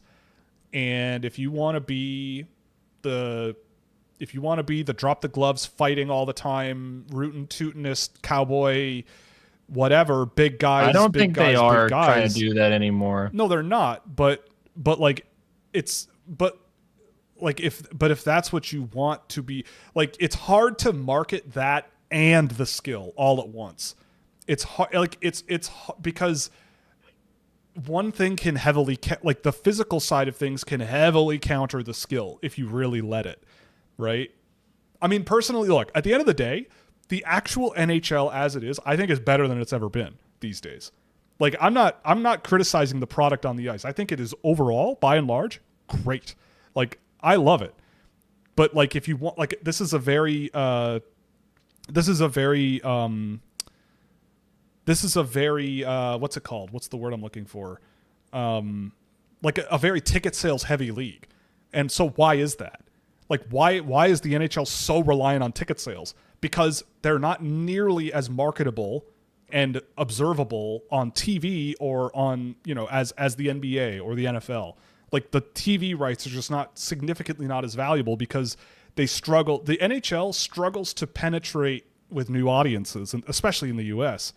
But every time I see a video of someone being like, oh, I'm going to watch the NHL, and they're like blown away with it. They love the product. It's just they don't know about it, and they don't, like, the way that it's presented is not really capturing what it is. Well. Like, it's not really presented in such a way. And like, there's not very much in the way of like support for content creators, really.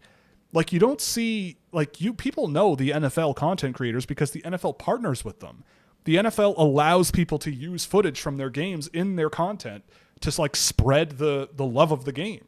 You know, the NHL will take down all of your videos. You know, the NHL will not let you do anything. You know, like, and that's fine, but that's just kind of how it goes.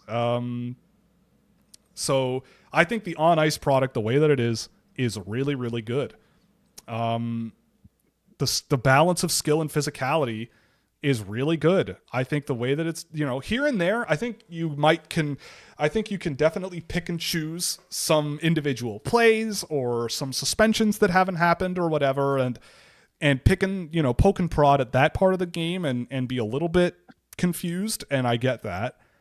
But in terms of sitting down and watching an NHL hockey game and some of the best teams in the league, they are great products.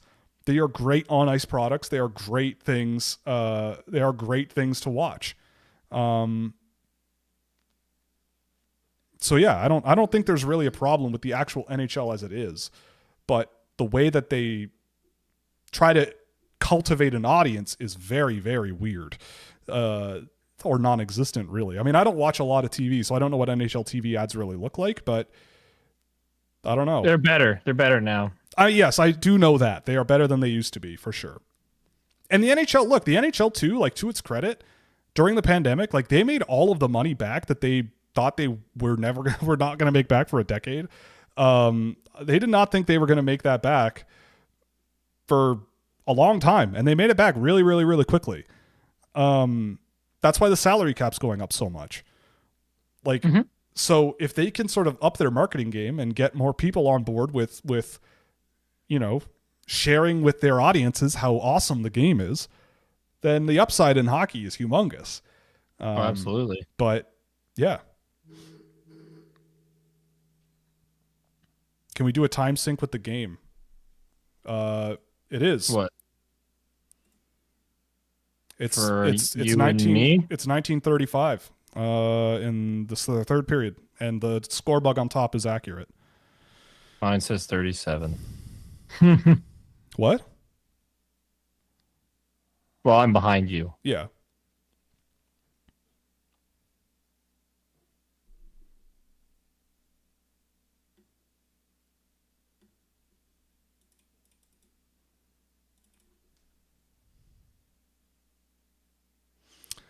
The NFL is a franchise league like McDonald's. So is the NHL. Yeah. It hurts content creators, but as an owner, it's much better. I don't know what that means. It's much better for individuality. I don't know what that means, but unless you like, no, yeah, like I mean, I know that the media landscape in the NHL is a little bit more complicated because there are like local broadcasts and stuff. I mean, that's a whole other problem. Is that the NHL hasn't centralized a broadcast policy. I will never understand how Amazon didn't just go to the NHL and go, here's $7 billion. We will give everybody access to watch every NHL game. We will run the broadcasts. We will just give us the national rights to Canada and the US to all of this. We'll license it out to Rogers in Canada if they really want to pay the $2 billion. But we can, like, Amazon did such a good job last year, and they still do. Coast to Coast is still good, and the game that they do every week is still good. Like, they do a great job broadcasting games, especially for a first season doing it last year. Like, it just blows my mind that they had something there, and either the NHL wasn't interested in it, or Amazon just didn't fork over the money. But Amazon has a ton of money. So if you centralized that, it would make broadcasting so much easier and so much more accessible. And like, Amazon Prime kind of knows what they're doing. Like, they're the only streaming service that I've kept. And I go through it quite often, and there's some good stuff in there. And they do a good job broadcasting hockey. So even if it costs me an extra $10 a month on top of my Prime subscription, I'd pay it. If it meant I could watch any NHL game I want, you know, PVR it, whatever. I don't know. But now we, like Sportsnet increased the price of Sportsnet Plus this year to like, what, $35 a month Canadian? Like, that's absurd. And you can't even watch every game. Like, it's crazy. Amazon kicked ESPN in the shins their first year. Okay. Yeah, I mean, ESPN was not awesome last year. I don't think I've seen much ESPN this year, and you probably know better because I think you're American. I'm not. We get Rogers. We get terrible stuff. Rogers, TSN's good. TSN is a good broadcast. They know what they're doing, but they don't have the rights to like anything. They have very little in the way of TSN's all right. TSN's good. I'll take it. I mean, I'll take it over Sportsnet. Sportsnet is not very good. Sportsnet's pretty terrible. I don't really like their broadcasts. I haven't liked them for a long time. And Amazon had something. I mean, they still do. Again, like it's still good, but I don't know. It's confusing.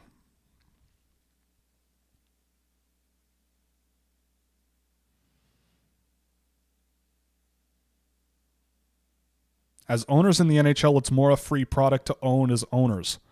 Hence, the NFL owners are franchise owners, not team owners. I still don't know. I mean, I don't know anything about the NFL. I don't think I fully understand what you mean. Yeah, and that's the other thing too. Like, the NHL is willingly allowing ESPN, which actively ignores hockey, and they must know that it does, actively ignores hockey and kind of belittles it, to be their broadcast partner. Like, it makes no sense. In the States, you have ESPN Plus and can watch every game. Yeah, but who cares? That's, like, I mean, sure. We want it on television. I mean, we're in Canada. Like, in Canada, we don't have that. In Canada, we have regional blackouts, and I don't know. Maybe I'm just speaking from a position of being in Canada, right? I don't know. No, there are regional blackouts. It's total BS, man. Like, but I don't know about ESPN Plus. Does that get around it? I don't know. No, I think ESPN Plus has all the games. Okay, so ESPN Plus does have blackouts. Okay. Oh, they do? Well, that's terrible. Apparently. ESPN Plus is great except for the blackouts. We get regional blackouts in the States. There you go. The thing is... Yeah, such a dumb business. Well, yeah, I mean... Like, put the games on television so more people will watch them. Don't understand that logic in the slightest, because it's like you're not getting anything out of that. I don't know why you would willingly ignore sectors of your audience. I don't know. I come from a broadcasting background. I come from a media background. There's just nonsense.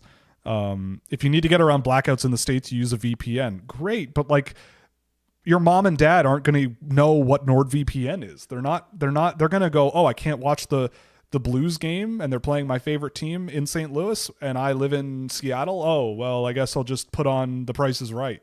I'll watch Jeopardy instead. It's like, I don't know. Watch Game TV. Yeah. Yeah, exactly. Give me money. Yeah. Oh, there's Zane Parekh, another goal. All is forgiven. Bada bing, bada boom. ESPN Plus is owned by Disney. Yep, that is true. They do. It's owned by the mouse. Oh! Being in Newfoundland and not being able to watch anything except the Habs on the regular sucks. I mean, the Habs are kind of interesting these days. They've got some stuff. I mean, that's saying Parekh to a T right there. I'm just going to go walk in myself and pop it over the goaltender's shoulder. There it is.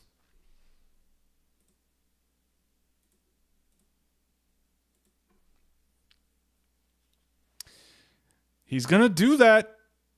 That's what he's going to do. He's going to go to the NHL. He's going to do that. He can score goals. That's what he does. Good for him. Parekh's generational. Yeah, exactly.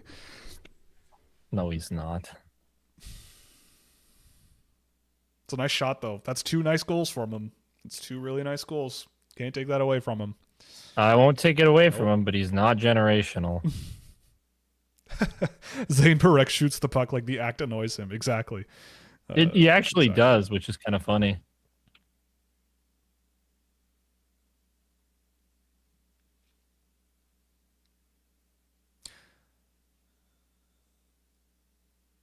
Ooh.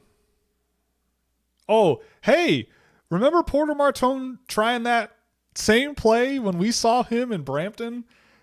I'm going to take it deep into the offensive zone and try to pop it on the back of the goalie's head or something into the net off the goal line. I feel like he did that and scored a goal in the game we saw. Something crazy like that.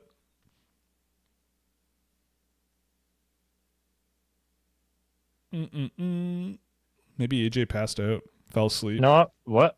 I'm here. Oh, what are we talking about? I said Porter Martone there on the goal line trying to pop it off the goalie's head.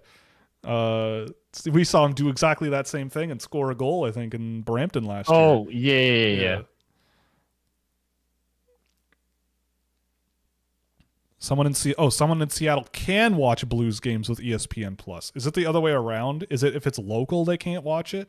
Either way, the fact blackouts are dumb. Either way, blackouts are ridiculous. They're ridiculous. Anyway.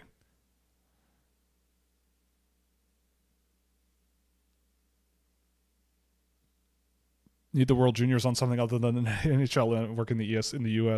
You can watch it here. Mute the broadcast and put this on. There you go. Okay, so it is that the local games are blacked out on ESPN Plus, but the outside market games are allowed. I mean, like, okay, fair enough.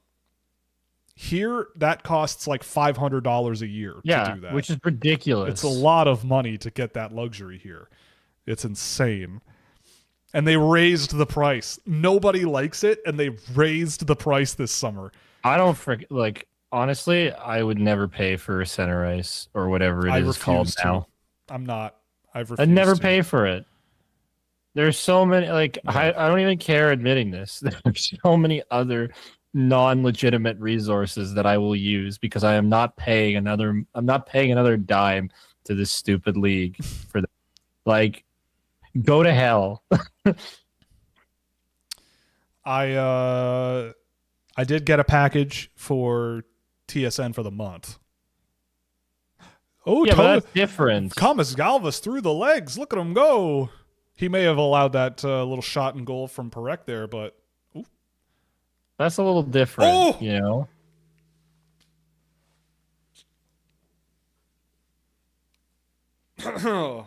Pardon me. Oh boy. Oh my goodness. Oh my goodness. Woo boy. This is the best game of all time. This is the greatest hockey game ever. ESPN Plus is $11.99 a month. I wish. Holy smokes, I wish.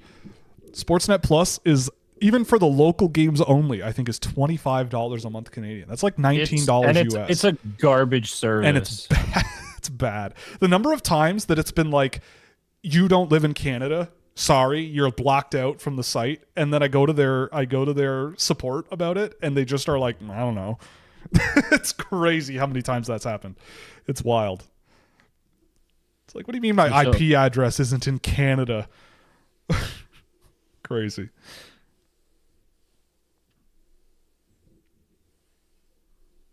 Yeah, VPN plus ESPN Plus is still cheaper than Sportsnet. That's true. That's very true. Wow, we got a game 4-4. Oh my goodness.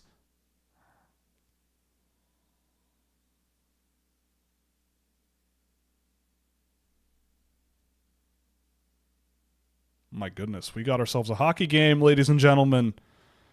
My fellow human beings.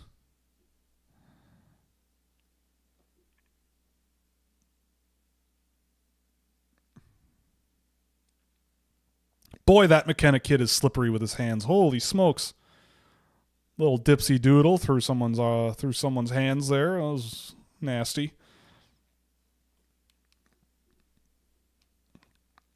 Not many guys I've ever seen have creativity like he does. It's pretty wild. He does have that going for him. That's true. This user came back and said, it's going to be close. There's still a chance Canada's goalie lets in a softie and a national crisis ensues. The prophecy is possible. It's true, yeah. Oh, okay. Canadian well, it's harder now. It's harder now. Dude. These guys, man, they can shoot the puck, man. Holy smokes. Awesome. Bing, bang, boom. That was Tej really sick. Iginla, baby. Michael Misa, yep, draws the pressure. Amazing. Probably should have had that one, Mr. Stebatak, maybe. Probably. Yeah, no deflection. Yeah, probably should have had that one. But, wow. What a nice shot there from McGinley. Under the armpit. Great shot. Hey now, Scott, stop rooting against my country. Son of Jerome. The chosen one himself. Oh, here they come again.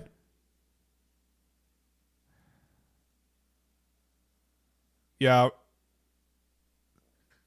I mean, the Czechs aren't out of this, but Canada's pushing. They're pushing hard.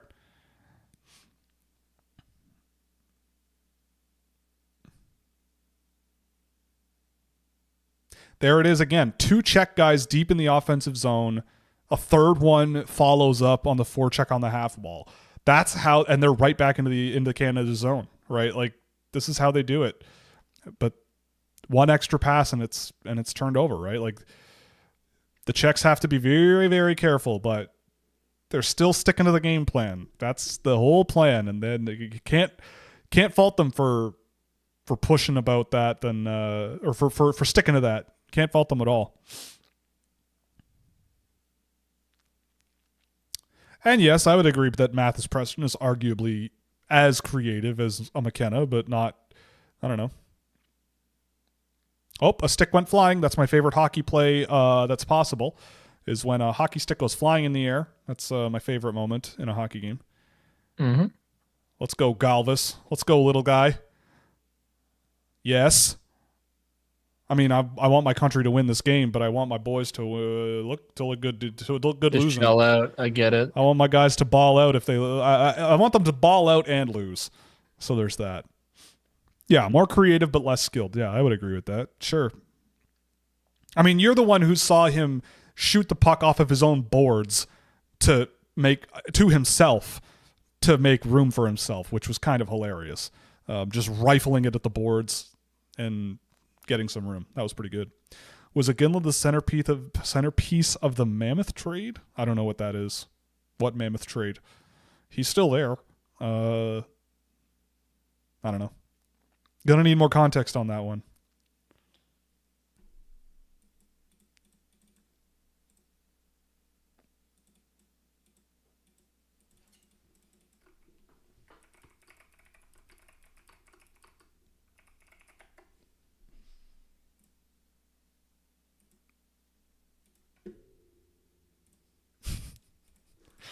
I just got a message from Jordan Millette, friend of the show, Puck Preps. Shout out Puck Preps.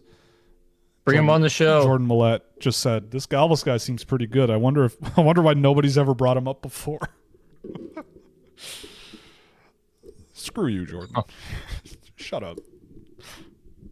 Why I was more concerned is because I'm reading Discord chat. Why I was more concerned uphill is because I only saw Scott's message. AJ saw it and because it popped up in my notifications. Yeah. I'm just seeing yours now, so screw you too. I will say this. If Canada pulls this game off, this game went about as expected. It was close, tight. Canada was the better. A stick goes flying again. There it is. I love that. But the Czechs played an extremely good game. Like you're sneaky, dude. It's just I didn't see the notification pop up for my Discord. That's all. Sorry to interrupt you. Basically,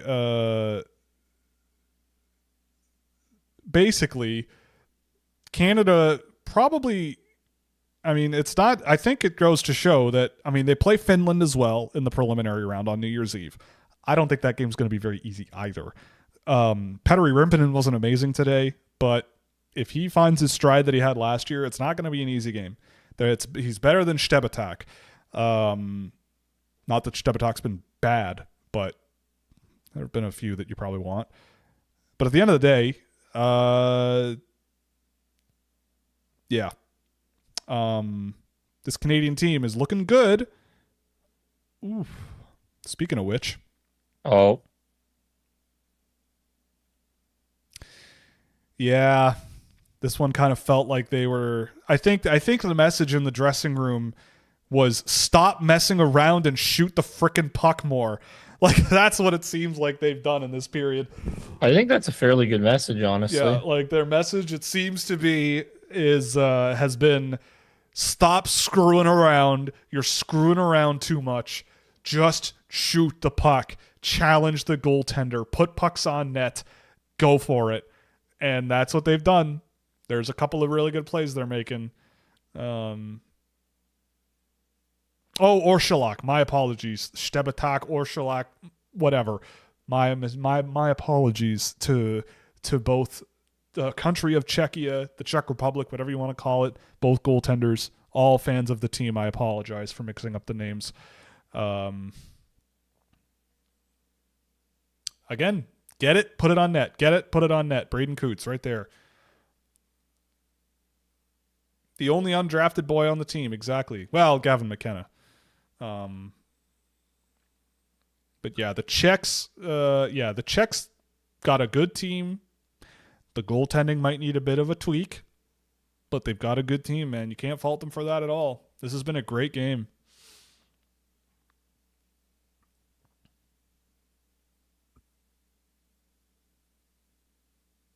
Yeah, nice Hage pass there. Michael Hage, I think, has been the guy this game. I don't know. Yeah.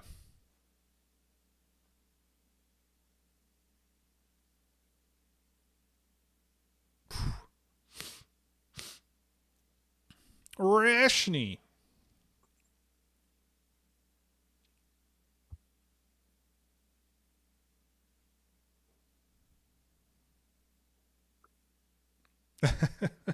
Yes, I know Mackenzie is the only previously eligible undrafted player.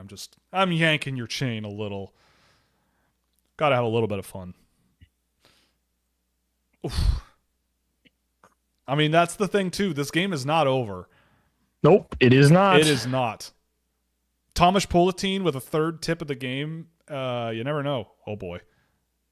I was trying to manifest it. Desnoyers with a nice little play on his tippy toes there. That was fun.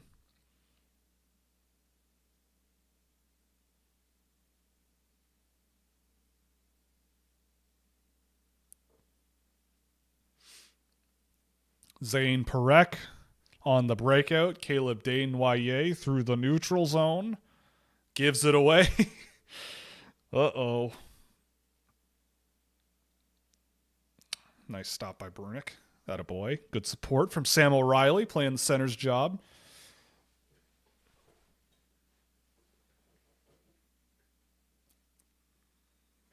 Is it really Pesanichka? After watching this season and this game, where do you think McKenna gets drafted, second or third overall? I think he actually goes undrafted because he's been terrible. Oh, Thomas Galvis with the missing the net from 2 feet away. Oh my God.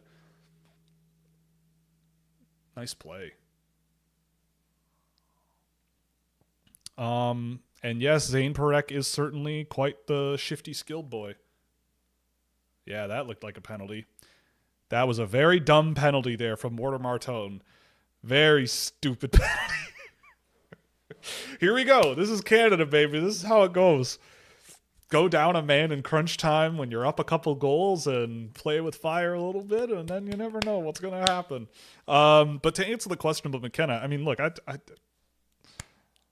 I think this is the same story I've been saying every single week on this show. Is my thoughts have not changed one iota on him since the summer, where this is exactly what I expected from him, where there are some moments where you go, oh, wow, and there are other moments where you just want more out of him.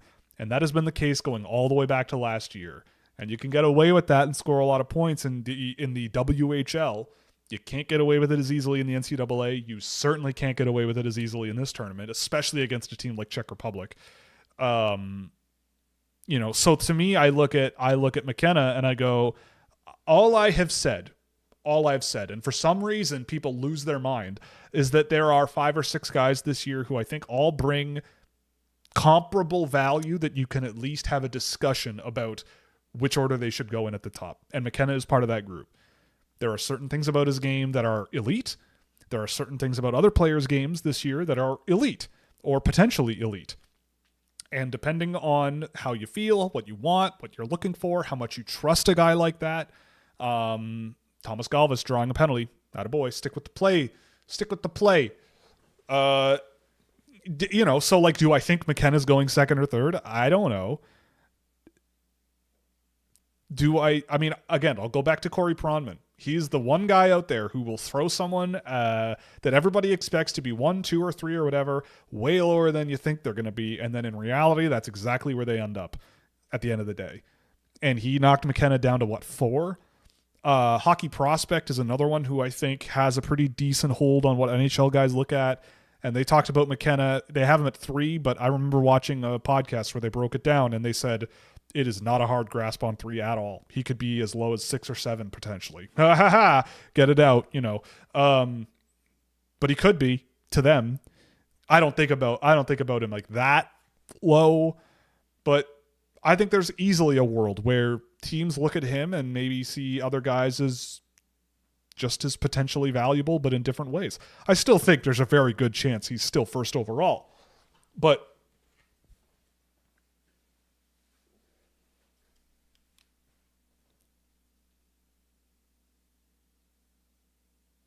what is happening? Oh my God. Oh, international hockey referees. You gotta love it. Galvis not drafted. Yes, Galvis not drafted. Loved his puck handling and quickness, just missing size. Yep. I mean, he is 5'11" now. I don't think he's that small. Penn State Analytics would say so, especially a power play merchant. I mean, so far, yes, but yeah, I mean, I don't know. Look, I don't mean to come off like I think McKenna's a bust or terrible or whatever. It's just, I think he's just part of a group. That's all. Right in the gut. Ow.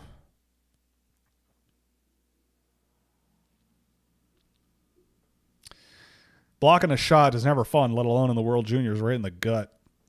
I wouldn't like that very much. There's a great play. Who's 11 on Czechia? Again, even if you get stopped at the blue line, just barrel into them. Just keep pushing, chip the puck through them. I like Jetlichenko as much as the next guy, but all you got to do is just all you got to do is just find a little seam, find a little space, Oh boy. It's too much. It's too much. I can't handle it. Oh boy. The Athletic moved Lawrence to 2. Yeah, I believe it. I can see Tynan Lawrence as someone an NHL team would absolutely want. I can absolutely see it. I love Tynan Lawrence. It would not take much to convince me Tynan Lawrence should go first overall. Oh.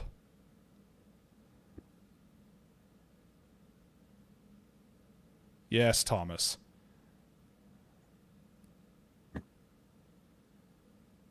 Oh.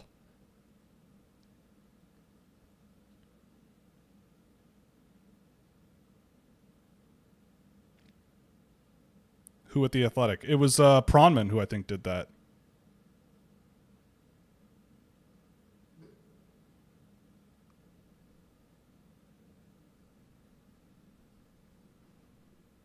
Oh, was Lawrence at 1 there? I didn't know that. Is that true?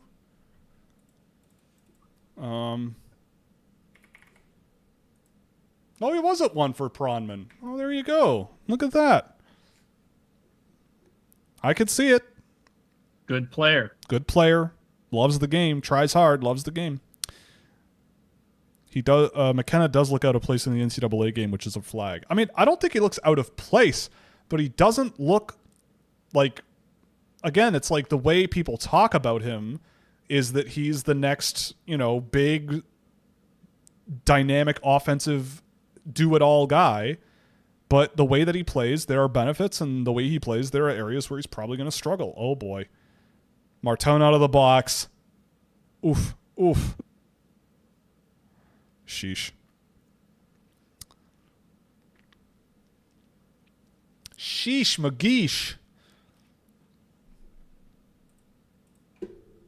Well, 6 minutes left. They kill it off. Here we go. Crunch time. You should have Darren from the Puck Bunker on to talk about Lawrence. Again, dropping the Punk Bunker. Okay, I mean, maybe. I don't know. I haven't really listened to their show, so we'll see. But sure. I mean, I also have to watch more time in Lawrence. I also have not seen nearly enough of him to be ready for a true end-to-end like debate on him as of right now, because he's barely played this season. I don't even think he fully has his legs under him yet. Yeah, I mean, I would agree. He doesn't, McKenna doesn't dominate and stand out unless, again, like there are scenarios where he does, right? That's the thing. In the right scenario with the right surroundings and, you know, the machinations going a certain direction, he is far and away some of the most impressive hockey I've ever seen for a guy that age. But like, again, the whole thing for me is Stanley Cup playoffs, Stanley Cup playoffs, Stanley Cup playoffs. How can I game plan against this player, right? Like if I can find a player that I go, I don't know how I would play against this guy. I think this guy is always going to try and usually be successful at beating me. If that's a player I will always value, because in the NHL, those are the types of players that win in the playoffs. You know, that's the rest is like a nice little discussion to have. But I will always value, like, it's why I had a guy like Teddy Stiga as high as I did, because I go, that guy in the playoffs, I don't know how I would play against him, because he will beat the crap out of me. He knows how to play with skill. He's fast. He's aggressive. He's a great defensive player. He can come up big in big moments, and that's what I want. You know, if you need to grind out a win, like he's wearing a letter this year for a reason, right? If you need to grind out a win, I know who I'm putting over the boards, and those are the types of players I'm always looking for. If I can have 4 lines of guys where I go, yeah, maybe they won't score 100 points in their career ever, but I know that every time I send them over the boards, I know what I'm getting, and I know that I like what I get. I think that's super, super valuable.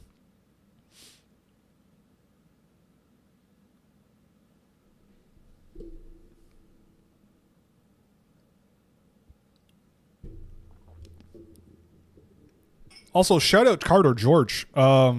He's had a good game too. He's been challenged quite a bit. Mm-hmm. He's looked solid. I mean, that's not unexpected. He was spectacular last year, but really good game from him too. Yeah, like Bill Zonin. Bill Zonin's a really good example of that. Another really good one.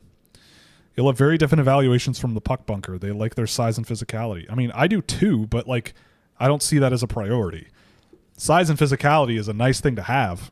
But I think it gets very heavily overrated in terms of, especially if we're talking like who is the first priority in an NHL draft. Who's the, like, drafting the biggest and most physical player, if you look historically, gets you burned a lot. Like in the NHL draft, it gets you burned a lot. A lot. Historically speaking, it's not a very good trading strategy. I would argue it's a very bad one.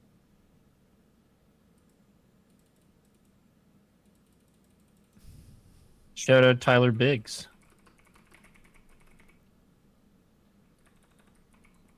You still there, Will? Yeah, I'm there. Yeah. I hear you. He's one. But like, yeah, like the guys who people talk about as the physically developed size, physical dudes. Look at Nick Ritchie. Nick Ritchie was drafted before William Nylander and Nick Ehlers. Like, if that's your focus, then fine. But I don't think, Then you're dumb. Take Nick Ritchie over William Nylander, you are a stupid person. Like, if that's what your priority is, you better be gosh dang sure that kid can also play the game. Like, physical development is something that is often not done at 17, but if it is, it's a problem, right? Like, looking at guys who, like, that's why Viggo Bjork, like someone said earlier, oh, he's 5'9", he can't play center. It's like, but you look at the development around him, right? Like, you can reasonably make a bet that he's not done growing, you know, especially because he's a relatively young draft player for this draft class. Like, he's an 08. I think he's like mid 08, which is pretty young. Nice play from Nestrasil. But like, yeah, you just want those, another nice play from Nestrasil. Here he goes again. Oh, Václav Nestrasil with a banger shift. That is an ethical, well-earned primary assist. from one Václav Nestrasil. You know, Damn, man. sometimes you bet. I mean, look, the lesson for me with Nestrasil, he has been very, very good in this game. He's been very good in college hockey. If you see a guy who is that tall and skilled and physical when he wants to be, buy it. like trust it. Like, I think he was in a guy. He was a guy that I think I said at the time was like, if he's a late first round pick, I see why, but I wouldn't do it. Now I definitely see why. I for sure see why. That was a legit shift. Crazy good plays on both sides of the puck. Really smart. I'm talking about Václav Nestrasil when Thomas Galvis scored a goal. You know? So there's that.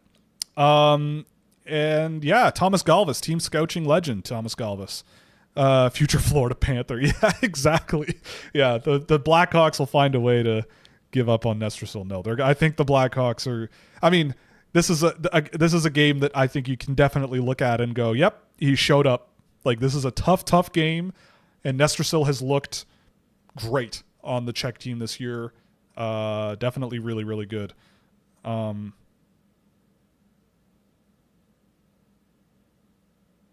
boy.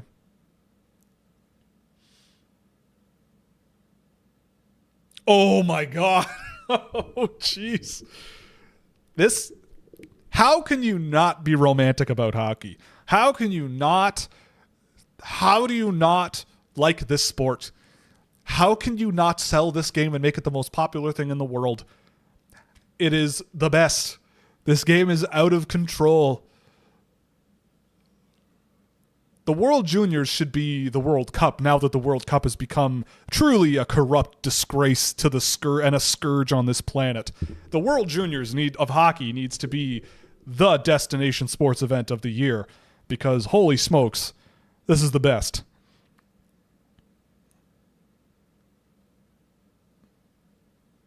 Also, thank you, Andy. I'm glad you enjoyed the show. I mean, the thing about McKenna and not having it 1-1 is like I just say it like how I see it. You know, I just talked about Nestrasil. I undervalued him last year fully. I liked him. When he wasn't scoring. I wanted to see better out of him. I wanted to see more out of him when he was with Muskegon last year. I thought he was a guy that would spend another year in pre-college, like in the USHL, and he has really grown over the year, more than I thought he would. And that's a lesson. I mean, not that he's done already, but it's a lesson. Okay, let's calm down. The only way he doesn't play for the Blackhawks is if they trade him for Brady Tkachuk. Let's relax a little bit here. But he has been very good. He's a late first-round draft pick. He's not he's 19. Let's calm down. But at the end of the day, with McKenna, I watched him last year a ton because people were talking about him a ton. And yeah, he scored a lot. But I always look at the things a player does and does not do. And I look at what the NHL requires and what a Stanley Cup champion team plays like. And I always am weighing things against that, right? I don't care how much you score. I don't care if you don't score. Look at Alphonse Frey playing for the Swedes today. I thought he was excellent. And he has 2 points this year in the SHL. He is their best possession player, but you wouldn't know it if you looked at points. Yeah, I don't know. I think there's a lot more to this than just going, well, how can you not like this guy because he scored so much, right? Like, I don't care. Not straight up in a package. Okay, yeah, okay, great. Like, what if, what if? Sure. I don't know. The only way, what if Nestrasil, his leg falls off tomorrow? He wakes up tomorrow morning and he has one leg. Then he won't play for the Blackhawks. You don't know. It's like, yes, we're going to get Brady Tkachuk. We're going to go out and get Brady Tkachuk. Yeah, we're gonna get the Ottawa Senators to trade us Brady Tkachuk. Maybe. I doubt it. From a team standpoint, I mean, if anything, you could probably just wait and sign him in free agency. There's no way he's going to extend in Ottawa. From a team standpoint, aggressive forechecking can be tactically countered. Can aggressive, high-paced players be game planned if they can't slow down? Yes, I think that's true. Dynamic shifting and pace of play is paramount. Absolutely. I agree. That's the big thing, is if you can get guys to overhandle pucks if they're playing that style of play, you can absolutely do it. And that's certainly something that you have to work on as a group. But I would rather try to pull back on those types of players and pull back on that style of play and try to get guys to stop up and make gaps a little bit, use different speeds and all that stuff a little bit more, and try to work around that and build that into their game over time, then go, well, we need you to be quicker. We need you to be more skilled. We need you to be more intense off the puck. We need you to be better forecheckers. We need you this, we need you that, because trying to make a player into what they're not in that sense is, I think, really tough. But trying to get a player to go, I love what you do. You're a very valuable guy. Try slowing down a little bit in the offensive zone. Try playing around with your defenseman a little bit, and here are some drills that can practice it. Here's some ways we can do it. Then that gets me more interested. You know? Like, again, it's all about development. It's all about how, oh my goodness, that was fast. Canada gets out of it. I'm booting up the EU4 game right now. Canada sneaks their way through this one. We take those. Crisis averted. What a great game, though. Crisis honestly. averted. You know, Canada. Mark Carney, hang up the phone. We don't need him anymore. Never was a doubt. Czechia stinks. That's it. Game over. Canada forever. Canada will never lose again. Revenge is achieved. Yeah, okay. It is definitely not achieved yet. Gavin McKenna said this game was revenge. So whatever. Get your revenge when they're knocked out of the freaking tournament, man. Oh, and they put revenge is winning the damn thing. Oh, they put Martone in the penalty box. What, for celebrating or taunting? Well, it's unsportsmanlike. He skated right along the Czech bench the whole way. Oh, he slapped a guy on the ass. Yeah, he slapped a guy on the butt. Game 1 of the tournament, and you're gloating in a game that you have barely won. And it's not over. I have seen teams score 2 goals in a minute. It's unlikely. But on a power play. I love it. No. I love it. That's awesome. Honestly, that's a good penalty, in my opinion. Yep. Good penalty. Yep. No. Why I say it's a good penalty? Because it's funny. You want to see passion out of players, that's it. I'm loving Galvis's game. Please tell me what you think. I've loved Galvis since he was 17. He's on Team Scouching for a reason. I think he's an excellent, dynamic, creative offensive defender that should be in the stable of some NHL team. Yeah, I've loved him for years. I think he's been really good tonight, all things considered. You know? All right, the lobby's up, Will, for when you're ready to join me. I will say I might not stream it because I am running out of steam pretty quick talking to people. That's fine. Maybe we do this privately, but yeah, I am down. I am still down. But we can do it in our Discord server. We got 15. Yeah, sure. We got 15. That's true. Yeah, Discord server. Shout out before the game ends. If you want, we're doing 25% off of we're doing 25% off Scouching subscriptions. If you want access to all kinds of cool data tools and a Discord server and all that stuff, that's where you can do it. You can check that out over at scouching.ca/subscribe. Last comment of the game. George made some solid saves. Wasn't impressive with Canada's defensive play. Yes, but this is how the team was kind of built. You look at those. They're always built. The Canadian defensemen, by and large, are not actually that good at defending, but they are also very good at scoring. They are very, very good at playing with the puck and scoring. So Canada can make it work, but the Czech Republic, that was a hell of a game. That was a hell of a game from both teams. But best game of the tournament. The Czechs, close. Yes, not even close, and it's only day one. Gord Miller or Mike Johnson said it. It's only day one. The Czechs, I think that's a great game for the Czechs to start the tournament with. I think that's also a great game for the Canadians to start with. They were down. They got challenged. They kept up. You know, every goaltender's not going to give them some of those. But you face a little adversity, you come back. Yep. Canada. Your ego's in check a little bit because you weren't invincible. Yes. The only thing I will say is Canada better not get ahead of themselves after they beat Latvia 6-1 and beat Denmark 12-0. Like, because then they play Finland. And Finland is going to be no joke. This Finnish team this year is going to be good. No joke. They are no joke. They are not to be reckoned with. And, I mean, even Latvia. I think they're going to beat the crap out of Latvia. Lightly. Yes, but the Latvians have a couple of guys that can probably keep up with them, but not a ton. Denmark, it's not even going to be close.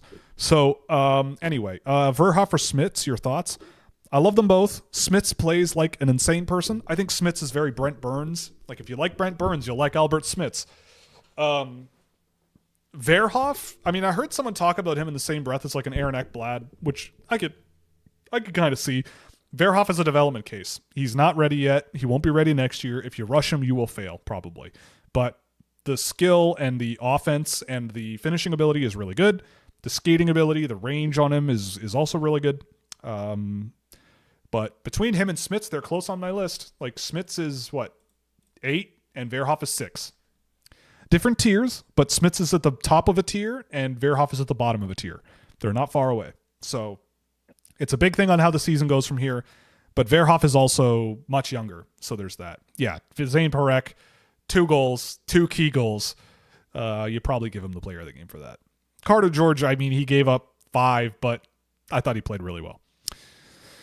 All right. All things considered, that was great. That was a lot of fun. Thanks for joining us. I don't think we're going to do a stream until New Year's Eve. I would like to do one New Year's Eve for the Finland game because that's going to be a lot of fun. I'm sure you'll have fun doing that while I am sadly going to work. Yep. You're going to be at work. So we'll see if we can get some guests but I'll be preparing to go to work. Right. Yeah, you're doing the night shift. Thanks for joining us. This was a lot of fun today. But yeah, I'm going to give myself a few days off. We'll be back on New Year's Eve, and then we'll do playoffs and obviously the medal games. We're going to have a lot of coverage this year. It's going to be a lot of fun. But that was a great first day. Thank you for joining us, guys. Thanks for joining us. Yeah. Coming out. Parting words or your yeah. EU4 time. Let's go, Will. See you later, y'all. Oh.